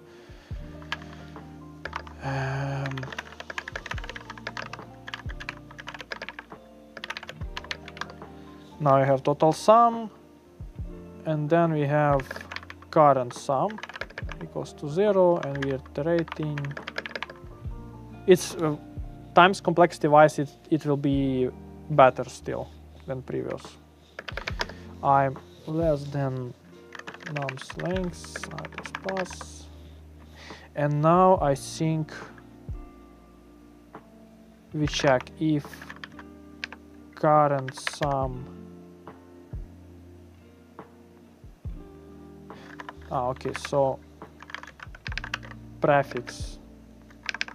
Let me just explicit. So prefix should be current sum, I suppose, and suffix in this case should be total sum minus nums I. Right? I think this is how it should be. And if prefix equals to suffix, return I. Otherwise, return -1. Let's just test it.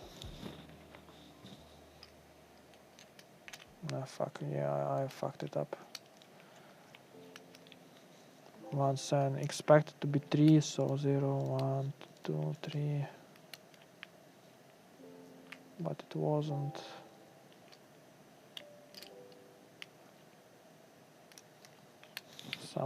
What did I miss?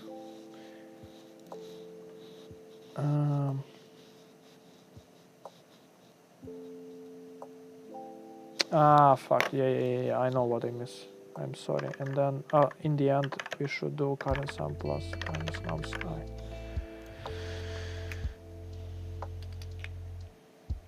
No, still. Fuck.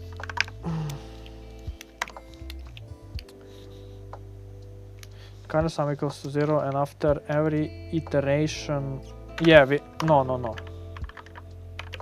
We should do it. We should do it, I think. How else we should do it?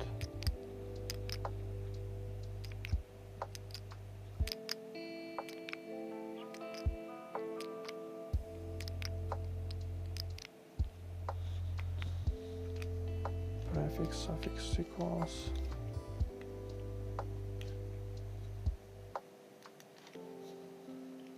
Output is 5 in this case.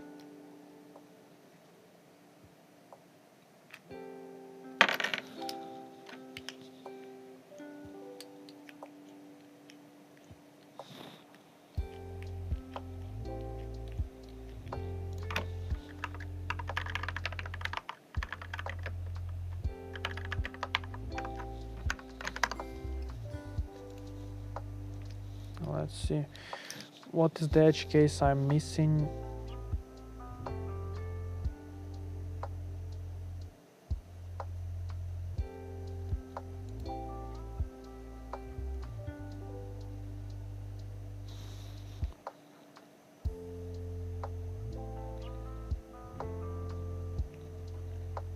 Zero 27.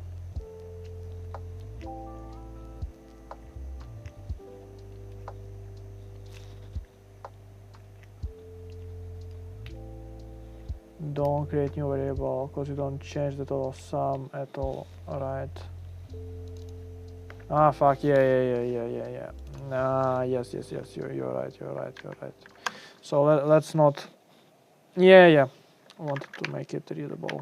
So we forgot to subtract from total sum.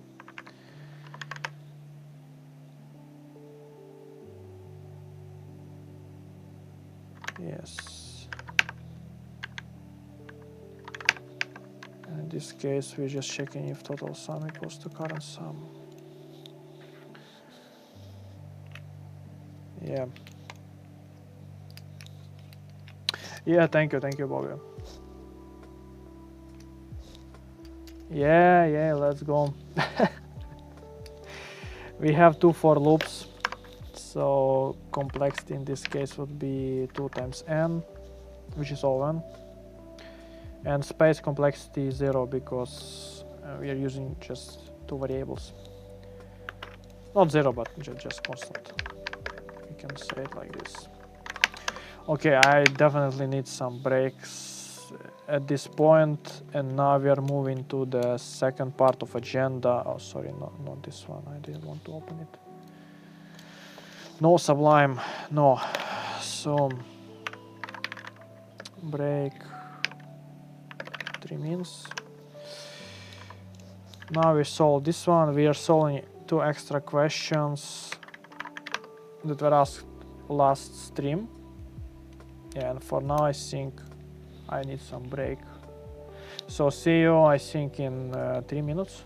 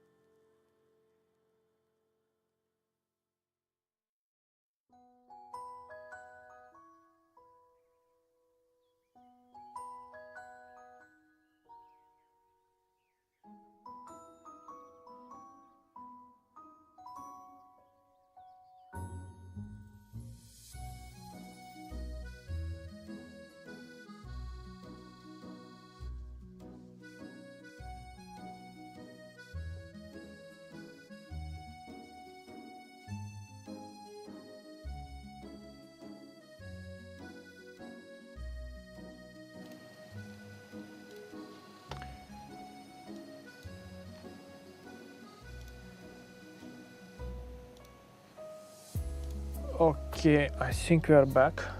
I hope. So, good. Now we are doing these 3 extra problems, exactly. So, this is interesting question. The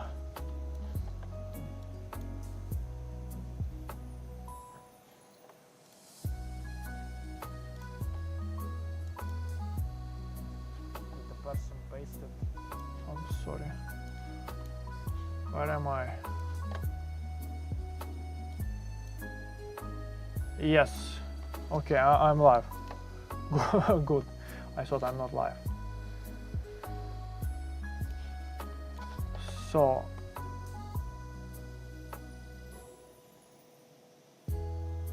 do you have any resources for practicing LLD? What is LLD?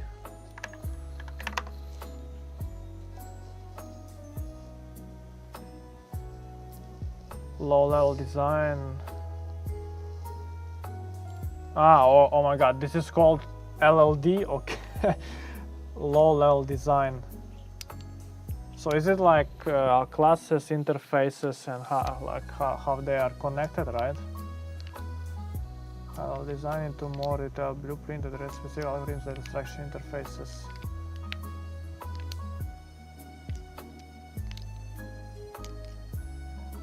Or is it like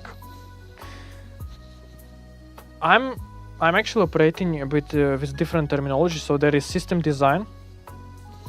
You can design it in multiple dimensions in terms of instances of applications or type of applications or flows, right? And in the system design, you can zoom on to a specific system, to specific, I would say, service.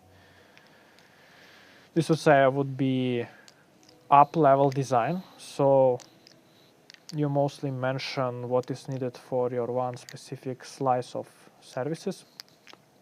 And then inside you can basically design your classes, services, and how do they communicate and stuff like that. So I don't really know what LLD means out of these 3.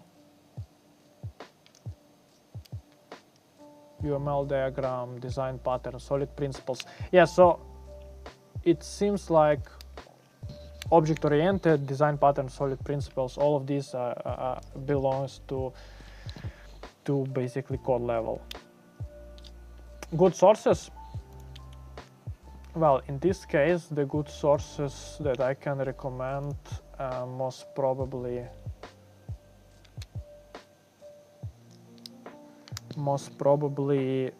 I don't know, I was preparing for the interviews back then in outsourced companies, so I was reading a lot about this solid, dry, Yagni and all these principles. Just read them and apply them. This will be already good enough. And other than that, I would recommend actually Clean Architecture by Robert C. Martin. He's a bit idealistic about real software, so most probably a lot of stuff that is written in his book, you will not see such stuff in real production code, right? Because production code is never ideal. There is always room for improvement, because business is driven by the speed, and technical excellence is not something that you want when you want speed, right? So yeah, I think clean architecture, and maybe another thing is domain-driven design. So I read Blue Book and Red Book about domain-driven design. This is mostly for enterprise applications, right? When you have your business logic, and the business logic usually is complicated, and then you have, in case of Robert C. Martin and clean architecture, this onion architecture, and in the root of the circle you have your entities, which basically DDD can be applied to, right? Because in DDD, as a central part that has no dependencies, there is domain layer.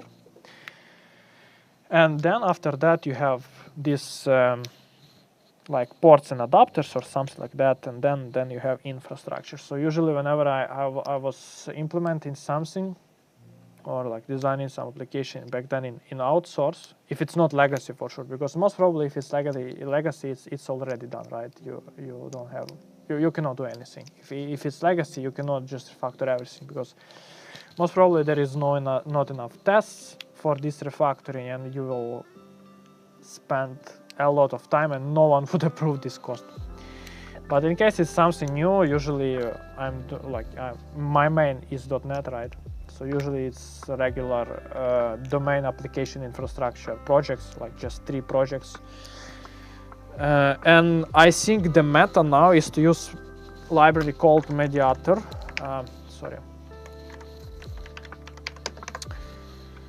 And then you have command and queries in your application level. So I can actually draw for you. So usually how do you slice it? You have your application layer. It contains, I don't know, commands, queries from this mediator pattern thing.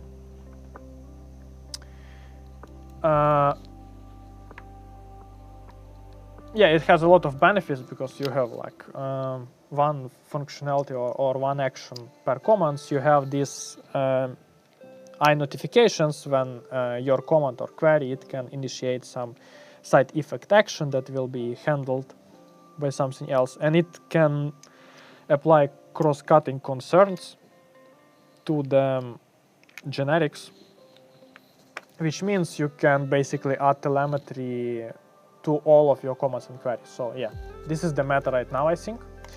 Then you have domain layer, when you have your business entities. If you're using entity framework, or even if not, you can design it in the way that actually your domain project does not have any references to low-level stuff like entity framework and stuff like this. So you are moving everything related to entity framework to layer called infrastructure.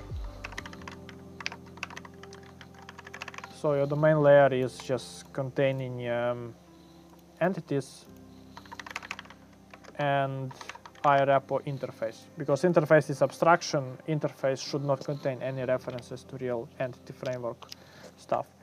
And this interface is implemented in infrastructure. This is how you have your database, how you have your transaction boundaries and stuff like that. And commands are just things that getting some data using iRepo.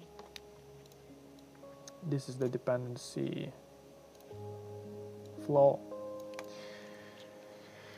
Yeah, and also usually API scenes, so everything that is related to .NET Core API is also in application layer. It can be different stuff in case you might have some different input other than HTTP. So for example, if you have socket and you have it somewhere else, or if you have, I don't know, you are listening to some queue, so you're listening to some Rabbit or something like this, and you want to initiate action from this, you would have additional layer like HTTP here, and let's say, I don't know, some socket, Rabbit, whatever it is. And then you would initiate actions in these layers by reusing the commands in the application layer. So this is like, I think, typical meta setup for the new .NET applications that was up to date, I don't know, maybe 3 years ago, before I got to Microsoft. And now we have completely custom stuff. We don't have mediator. It's like, it's a bit different story. Hope I answered your question. I hope. Good. Good. Now let's move on. Distribute money to maximum children. So you're gonna need integer money, denoting amount of money in dollars that you have, and another integer children, denoting the number of children that you must distribute the money to. We should maintain basically these 3 invariants. First, all money must be distributed, so remaining money should be 0. Everyone must receive at least $1, so there should not be any children without money at all. and there should not be any child that has $4. If we cannot meet this criteria, return minus all of them, return -1. If we can meet all of them, return the maximum number of children that all can have $8. This is our question, and this is one of the most frustrating questions in the Leetcode completely, because the acceptance rate 20%, as you can see, for easy problem is very low. It's very low. So how are we gonna implement this? Let's think a bit. And let's draw a bit. So first thing, as we don't have much time, basically, first of all, we return -1 in which case?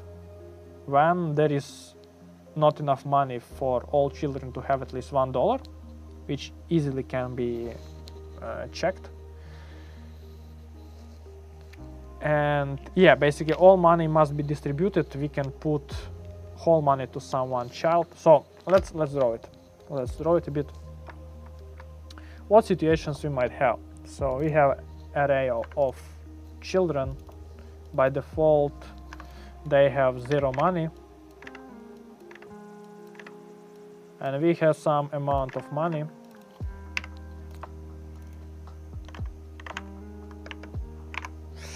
And we want to distribute them between all of the children. So first case that we can easily check, if there is, I don't know, $3 and we have 3 children, how many, like, is it possible at least to ensure that every child has at least $1? Yes, it's possible. We are just giving each child $1 and we are done. Unfortunately, we would return 0 because we cannot make any of the children to have $8. And this is our goal, to return maximum number of children who may receive exactly $8. So in this case, we will return 0.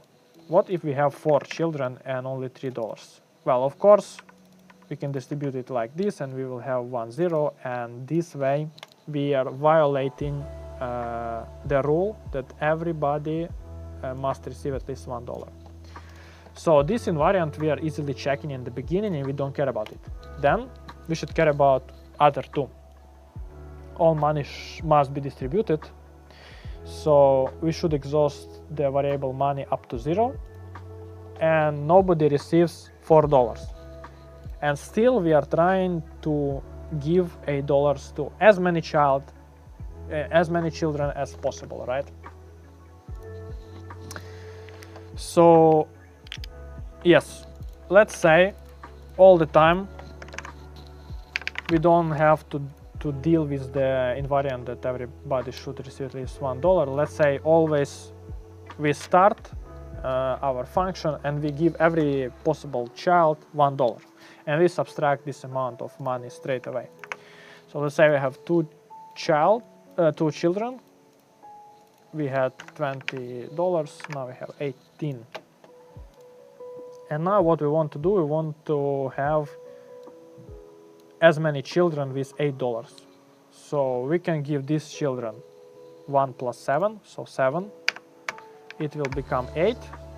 And here we subtract our 7, and this child also can give 7 more dollars, which will make it to have $8. And here we subtract $7, which will become 4. We still have money. We don't, like, all children that we have, they already have 8. So all money must be distributed. We should still give this $4 to somebody. And let's say we don't want to lose both 8s. So we don't want to have like 10-10 by giving $2 each child, right? We want to give this 4s to 1 children. It will have 12, and still we return 1 because we have 1 8. So this is the one case when we have more money than actually 8s. So whenever every children received 8 and we still have spillover, then we just have one less 8 because all other 8s are preserved. This is good. Now let's consider another example when we have this situation. So let's say we had it's 17, 20. Yeah, let's say that initially we had $20. As we already said, we always want to ensure this invariant that everybody must receive at least $1. So we always give $1 to each of the child. Now it becomes 17. And now we want to use greedy approach and give every children as many as possible 7s, because 1 plus 7 equals to 8. We are giving these children 7, it becomes 8. This becomes 10. We give this child 7. This one becomes 3. Money is not 0, we still should distribute this money, and there is only 1. If we distribute this money to these specific children without 8, he'll get 4, and we violated our third invariant that nobody receives $4. So now what we can do is basically give $1 from this 4 to one of the 8s. So this can be 9 and this becomes 3, and we return only 1 8. Good. What if we have this case when we have more children than 1, and we are in this situation that we have $3 left, and if we give this $3 to one specific child, we would violate the invariant that nobody should have $4. In case there is more than 1 children, we actually can distribute this money between both of them. So let's say this gets $2, it becomes 3, and this gets only $1, it becomes 2, and we never have $4, no matter how many children we have. But if there is only 1 children left, and we have still money and it's 3, yeah, this is the problem. We are losing one of our 8s because we need to redistribute the money from this child after it gets 4. So this is basically exactly the algo which we're gonna do right now. So let's implement it. First of all, we are checking if money is less than children, return -1 straight away. This is the criteria that everybody must receive at least $1. We are giving $1 to everybody straight away. Then we are counting how many 8s we can get by giving how many 8s we can possibly get from the rest of the money. So this money becomes money minus children,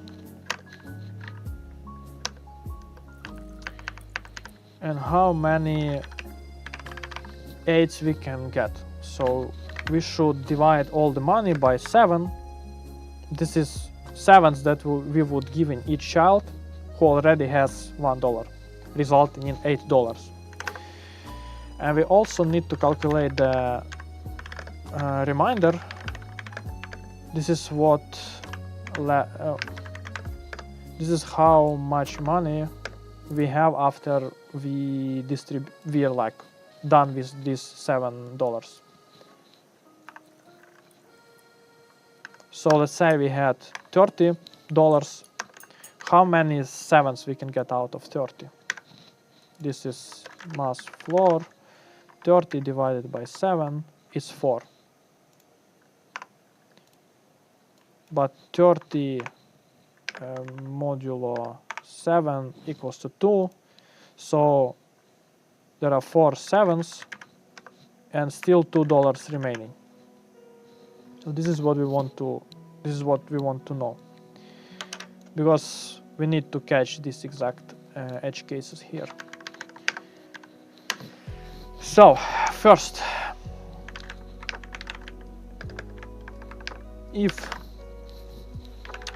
first simple case, if our age is equal the number of children. So this is exactly the case when all the children that we had, it's not array, but all the children can receive $8. Now we should decide if there is remainder, no matter what remainder. So let's say we have 8 here and we have some remainder here. We just put in this remainder to any of the children and losing one of the 8s. So even if it's 1000, 100, no matter, we just put in it here. It becomes 1008, and yeah, we're losing 1 8, but all previous 8s that we already calculated, they are okay. The thing is that remainder can be up until 7, so maximum value, or not even 7, it can be maximum 6. So in case we have 1, yeah, we just put this 6 to 1 and that's it. Oh, sorry, no, 1, it is 8. Maximum you can have 6, so you just put in 6 plus 8, it becomes 14. And you're just losing 1 8. So if remainder is more than 0, we are returning 8s minus 1, otherwise just 8s. And we are done with this case.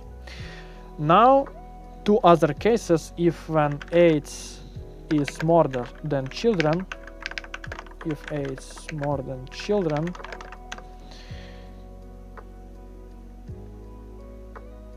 it means that, yeah, exactly this case, that we have even more money and we can already distribute to all the children all the 8s, and we have some leftover. We just put this leftover to one of the 8s and we always return children minus 1. Now the tricky case, if 8s is less than children, this is the tricky case, because let's say it's 3, this one is 8, and we have 1. No matter how many 8s we have before, it doesn't matter. If we have only 1 children without 8 and the money is 3, so there is $3, we cannot return our 8s, because even if we give this $3, it will become 4 and we violate our invariant. So we should use one of the 8s to remove basically this 4 possibility, and we return 1 8 less. So let's explicitly say it.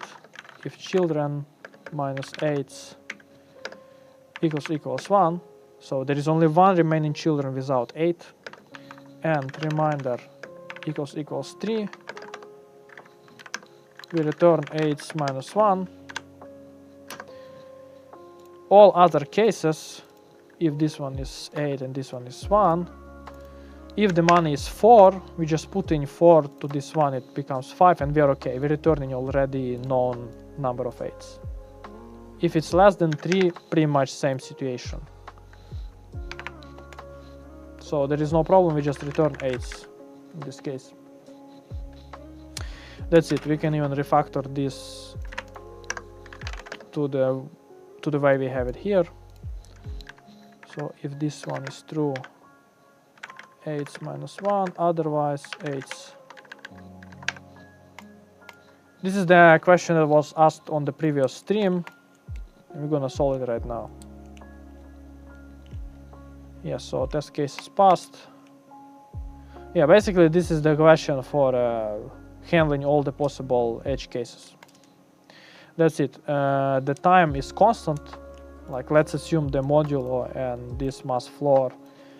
In normal languages, we would not use mass floor. It's only in JS, because in JS, by default, if you divide and the division has remainder, you would have double, not integer. So let's say these two are constants. It means other operations are also constants, and we don't use any extra space. So time complexity would be O1, space complexity would be O1 as well. That's it. That's it. Yep, JAS because it's quick, and I like Python less than JS. Yeah, that's it. My main is .NET anyway, right? But in .NET, I'm not sure which version of .NET they have here, but I'm not sure I can do this if I want to initialize array, and I want to initialize it like that. I'm not sure, can I do it? Do they have modern .NET? No, they cannot do it. And in JS I can do like shortcuts like that, and I like it so much because it's very quick. Like, really, it's very quick. So whenever I need to do something quickly, I'm using Node straight away.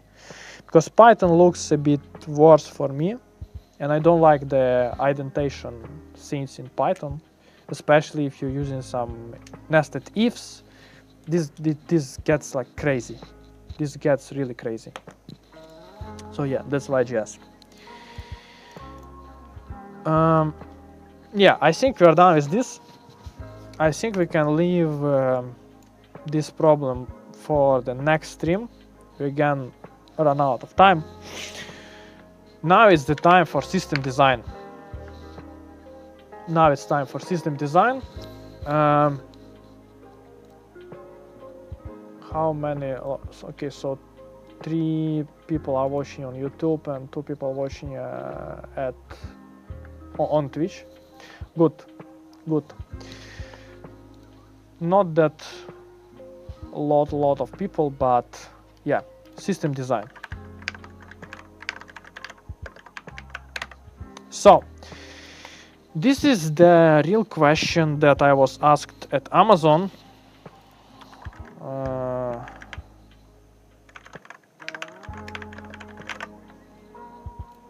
3 years ago. So it's pretty much easy system design question, so we're gonna do it pretty quickly. But maybe I would dive deep into some questions if you have any. So the question was to design notification service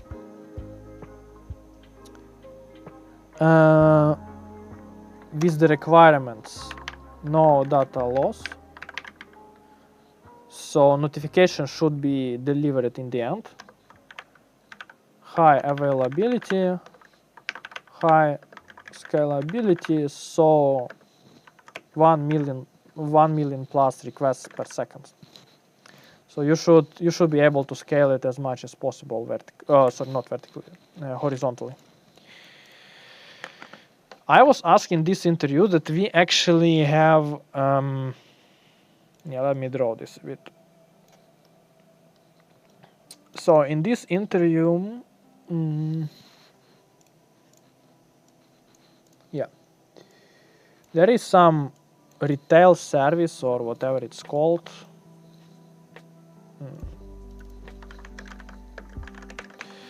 And this retail service, it is already scalable, highly available, blah blah blah, and it is behind of our boundaries. So basically we don't have control over it, and this retail service should send the request to our notification API or whatever we design. It should include to whom we should deliver the notification and through which provider. So let's say it can be deliver notification to user 1 with data, I don't know, some data,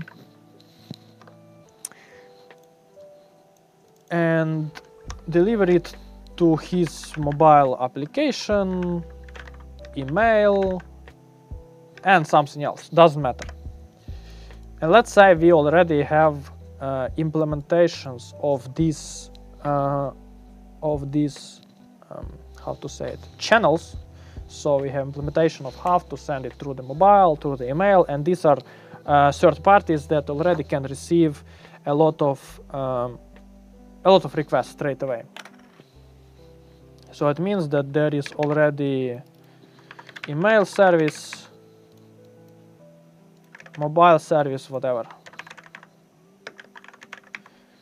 This is also behind the boundaries that we control. What our service should do is to receive this notification, make sure it will be delivered, because this email service and mobile service, they don't have data loss guarantee, they don't have,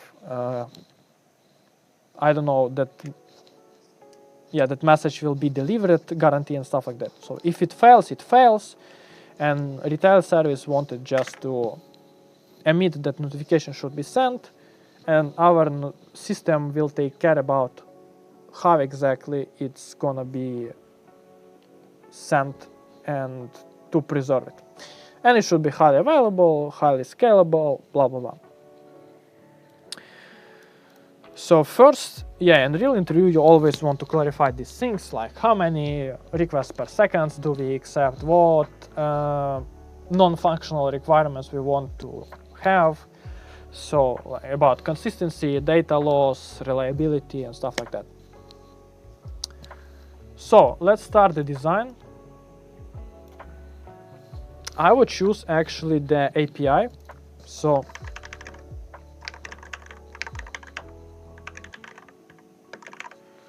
I don't think we need some real-time connection, because retail service wants just once emit the desire of deliver some notification and forget about it. So it means we're gonna do it through the HTTP endpoint. Let's say there is service-to-service authorization, S to S. So we don't need to care about some security stuff. Let's even say it's behind some firewall or under private network, whatever. What should happen the next? So once we receive notifications API, let's say first, if we have it deployed in one server, which can handle, I don't know, maybe, I don't know, 5,000 per second requests, depending on the server, right? But we are talking about million of the requests, so for sure one notifications API, I would mention that it is one server. It cannot handle 1 million, of course. So we should scale these guys. We should scale these guys to multiple. There are multiple of them. Yeah, just like this. How would we decide to which one to send request? Actually, we don't care, because they are hello from India. Yeah, hello. We don't care to which one to send a request to, because they're stateless by nature. But still, since there are multiple of them, some of them can be down, some of them can be just spin, newly ones. We're gonna put it load balancer, because load balancer gonna know about which one is up and which one is down, which one is a bit more loaded, and stuff like that. So this retail service just sends the requests all the time to the load balancer, and load balancer decides where to send the request back to some live notification API. This is first thing. Now, let's assume we received the message on our notifications API, and we know that, okay, we want to send it to mobile and to email, and we have these services.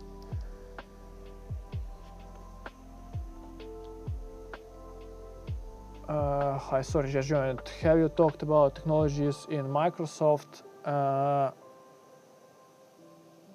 Okay. Use service bus for notifications. We will come up to it. So, let's talk about technologies in Microsoft. So basically, for me, experience was interesting because I got offered to Dynamics. You can Google what is Dynamics. It's basically a CRM system, and we were doing one of the subsystems there called marketing, and the technology stack there was very bad. I would say very, very, very bad, because there is CRM. Imagine you have CRM. It has some custom language, some custom, I don't know, custom things. I don't think I can say a lot. And you're building on top of CRM, so you don't use like C# or something like this. You use mixture of C# thing and this custom language of the CRM to build some bullshit, and you are not responsible for scaling it. You're not responsible for observing the CRM itself and stuff like that. It was very bad experience, and then I changed the project, and now I'm working at Presence Service, which is this online-offline bubble in Teams, and now we have like very good stack, so .NET, Azure, all good. So it very depends on the project, right? Very depends on the project.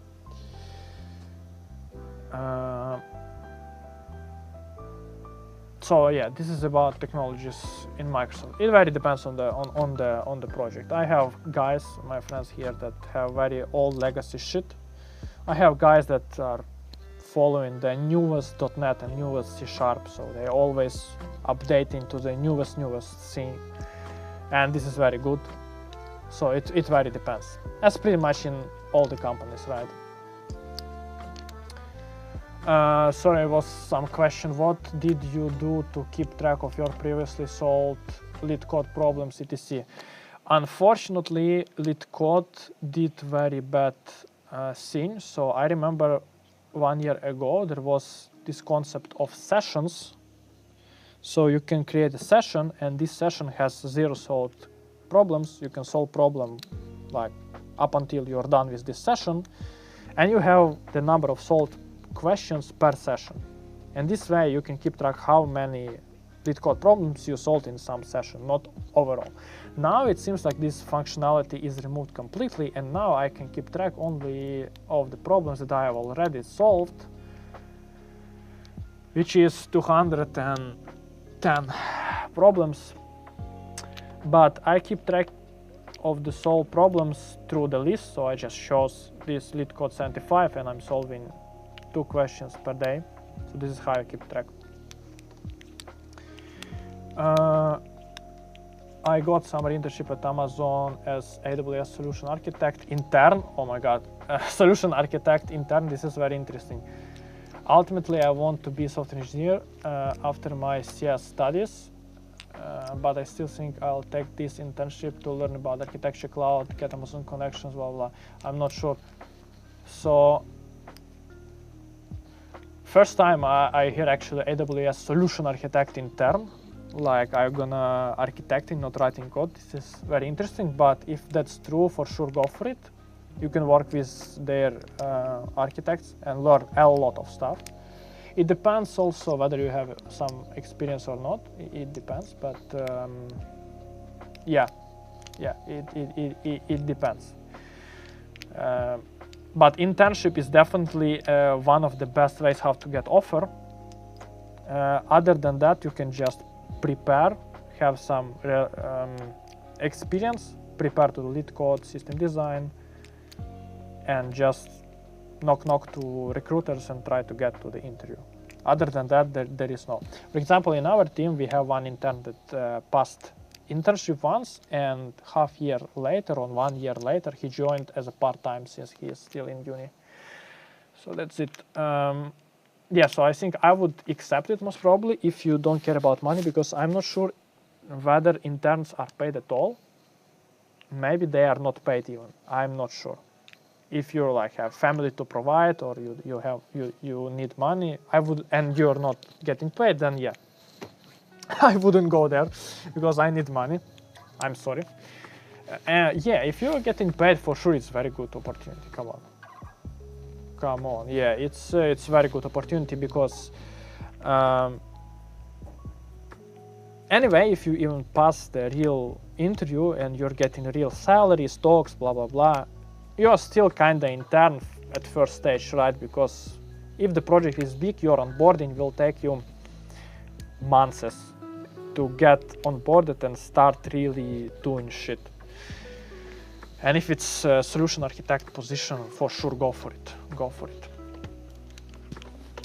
Okay, so basically almost the same as in Ukraine companies. Yes, Microsoft is just a lot of smaller companies inside, and they are so different between each other, so we are not interconnected at all. The only benefit that you can go and directly write to some person in Teams because you're under one organization. This is cool stuff. This is how I, for example, clarify some shit about authorization internals in .NET and how it works this way and not other way around. But other than that, they're just very, how to say, bounded organization. So I have no idea what people are doing in AI department. I have no idea what people are doing in like Azure DevOps. I have no idea what people are doing in C# and like .NET runtime and stuff like that. I have no idea what people even doing in Teams client. However, we are backend for Teams client, right? So they are very, very bounded in this sense. But definitely main difference is the interviews to these competencies. Yes. The interview process is kind of exam, and what it tells in your CV that you actually passed this exam, and it speaks for you for the next companies in your resume. Thank you for your advice. Yeah, you're welcome. This is why this stream here, answering the questions and stuff. Yeah, so back to our system design. When we received the notifications request, so first of all, yes, there should be some specific workers that can be scalable that gonna deliver email specific notifications, mobile specific notifications, and stuff like that.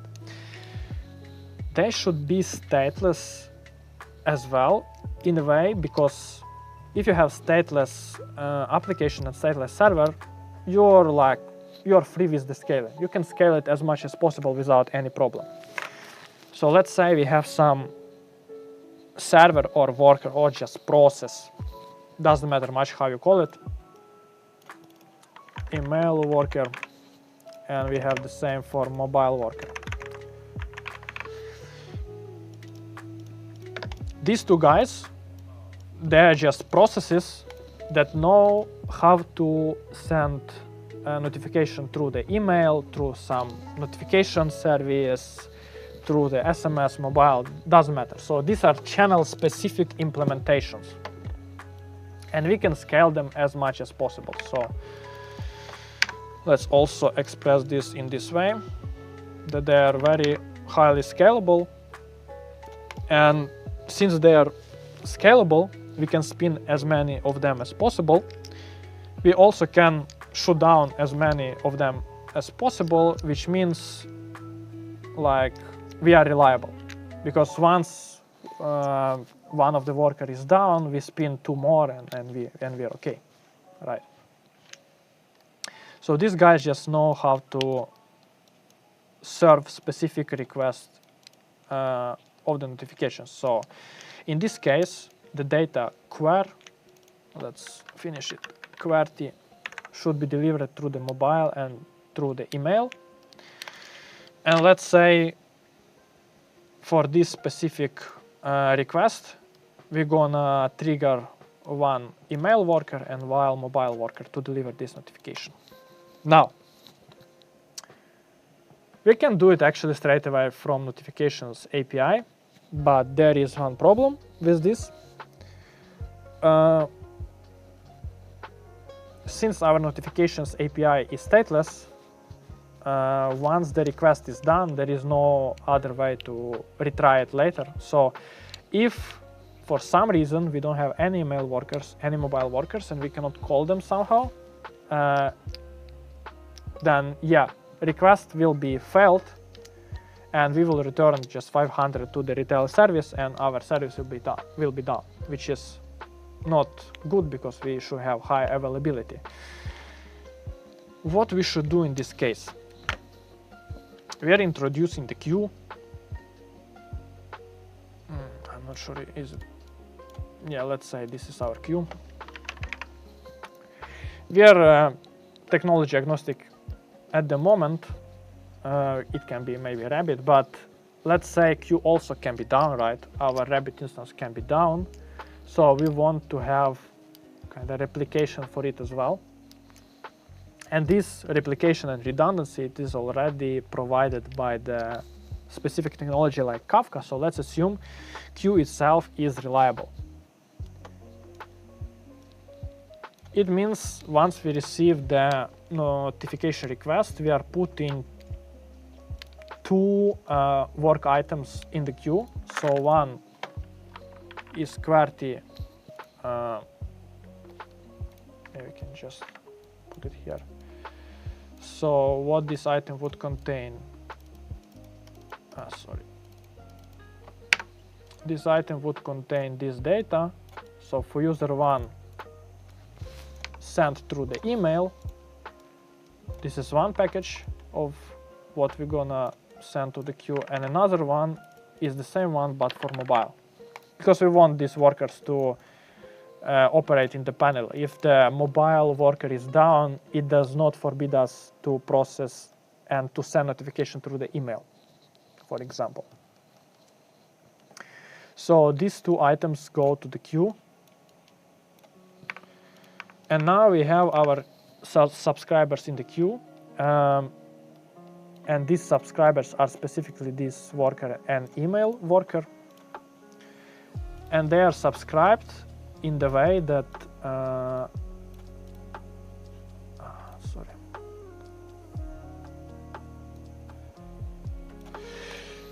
they are subscribing in the way that whenever they consume some item, this item is removed from the queue. So only one consumer can receive a single queue item, and no queue item can be processed by more than one consumer.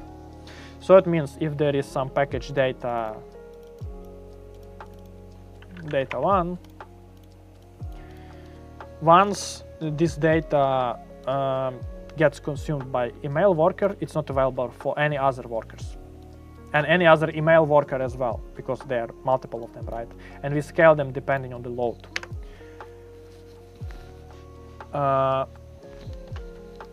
Now, this is already kind of good looking, because we can scale our notifications API as much as possible, and we can lose as much instances of these notifications API as possible. We have queue, which already have the redundancy inside.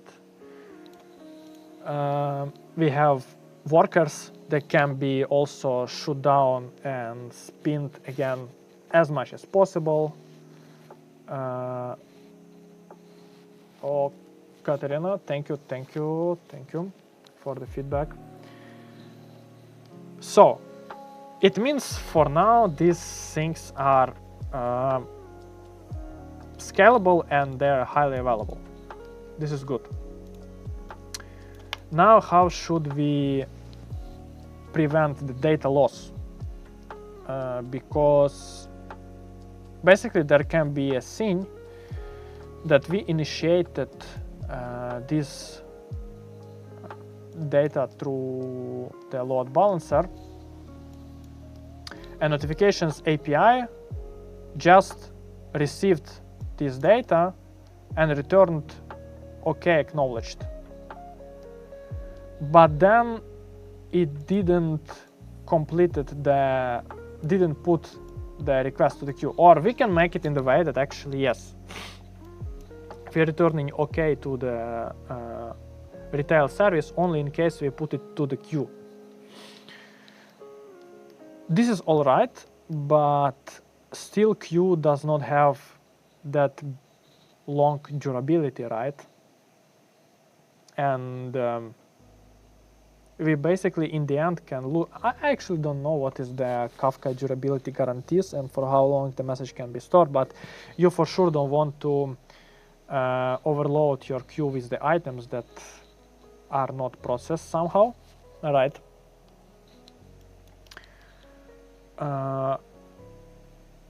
This is one thing, and another thing, another problem that can be here, that actually there can be duplication of the messages.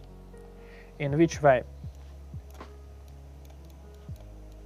Let's say that we have two notification services and load balancer knows about both of them, right? This is how we draw it.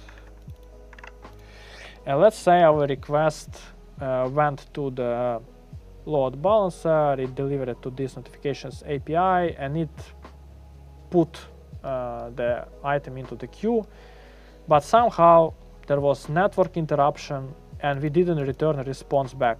So retail service assumes it got timeout and it assumes something went wrong, and it sends the request once again here, and it goes to this notification service. It will put duplicated queue item again, which would result in the case that we will deliver the same notification twice with the exactly same data. How we can prevent this? So basically, retail service, we can kind of negotiate it with the retail service, that retail service always sends unique identifier of the notification that it wants to send. So in case it failed once, it will try to send this notification again, but with the same ID.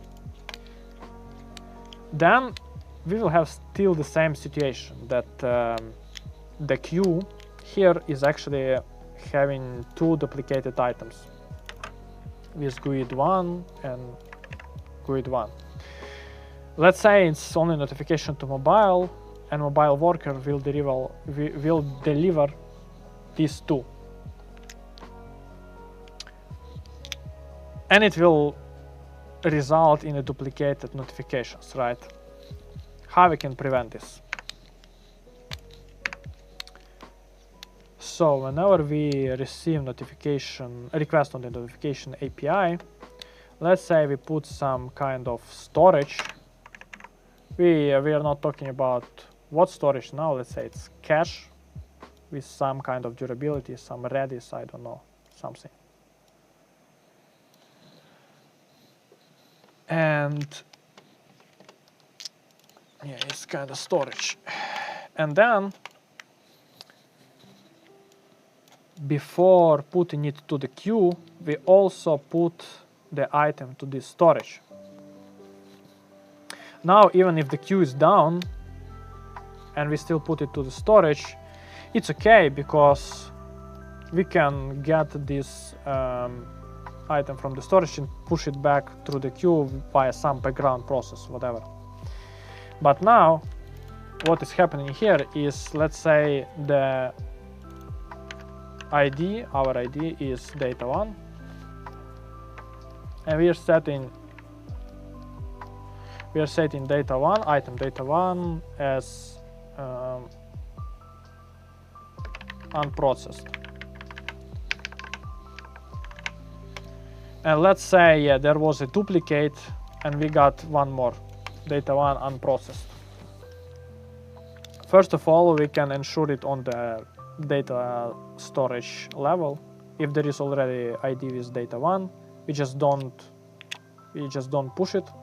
But our idea is that we are pushing it to the queue. But let's say there is duplicates here. So we have two data1. Sorry, not this one. There is data1. it got to the mobile worker, and the mobile worker will just claim that it's gonna process this item with this ID, and worker can go to the storage and set unprocessed to processing.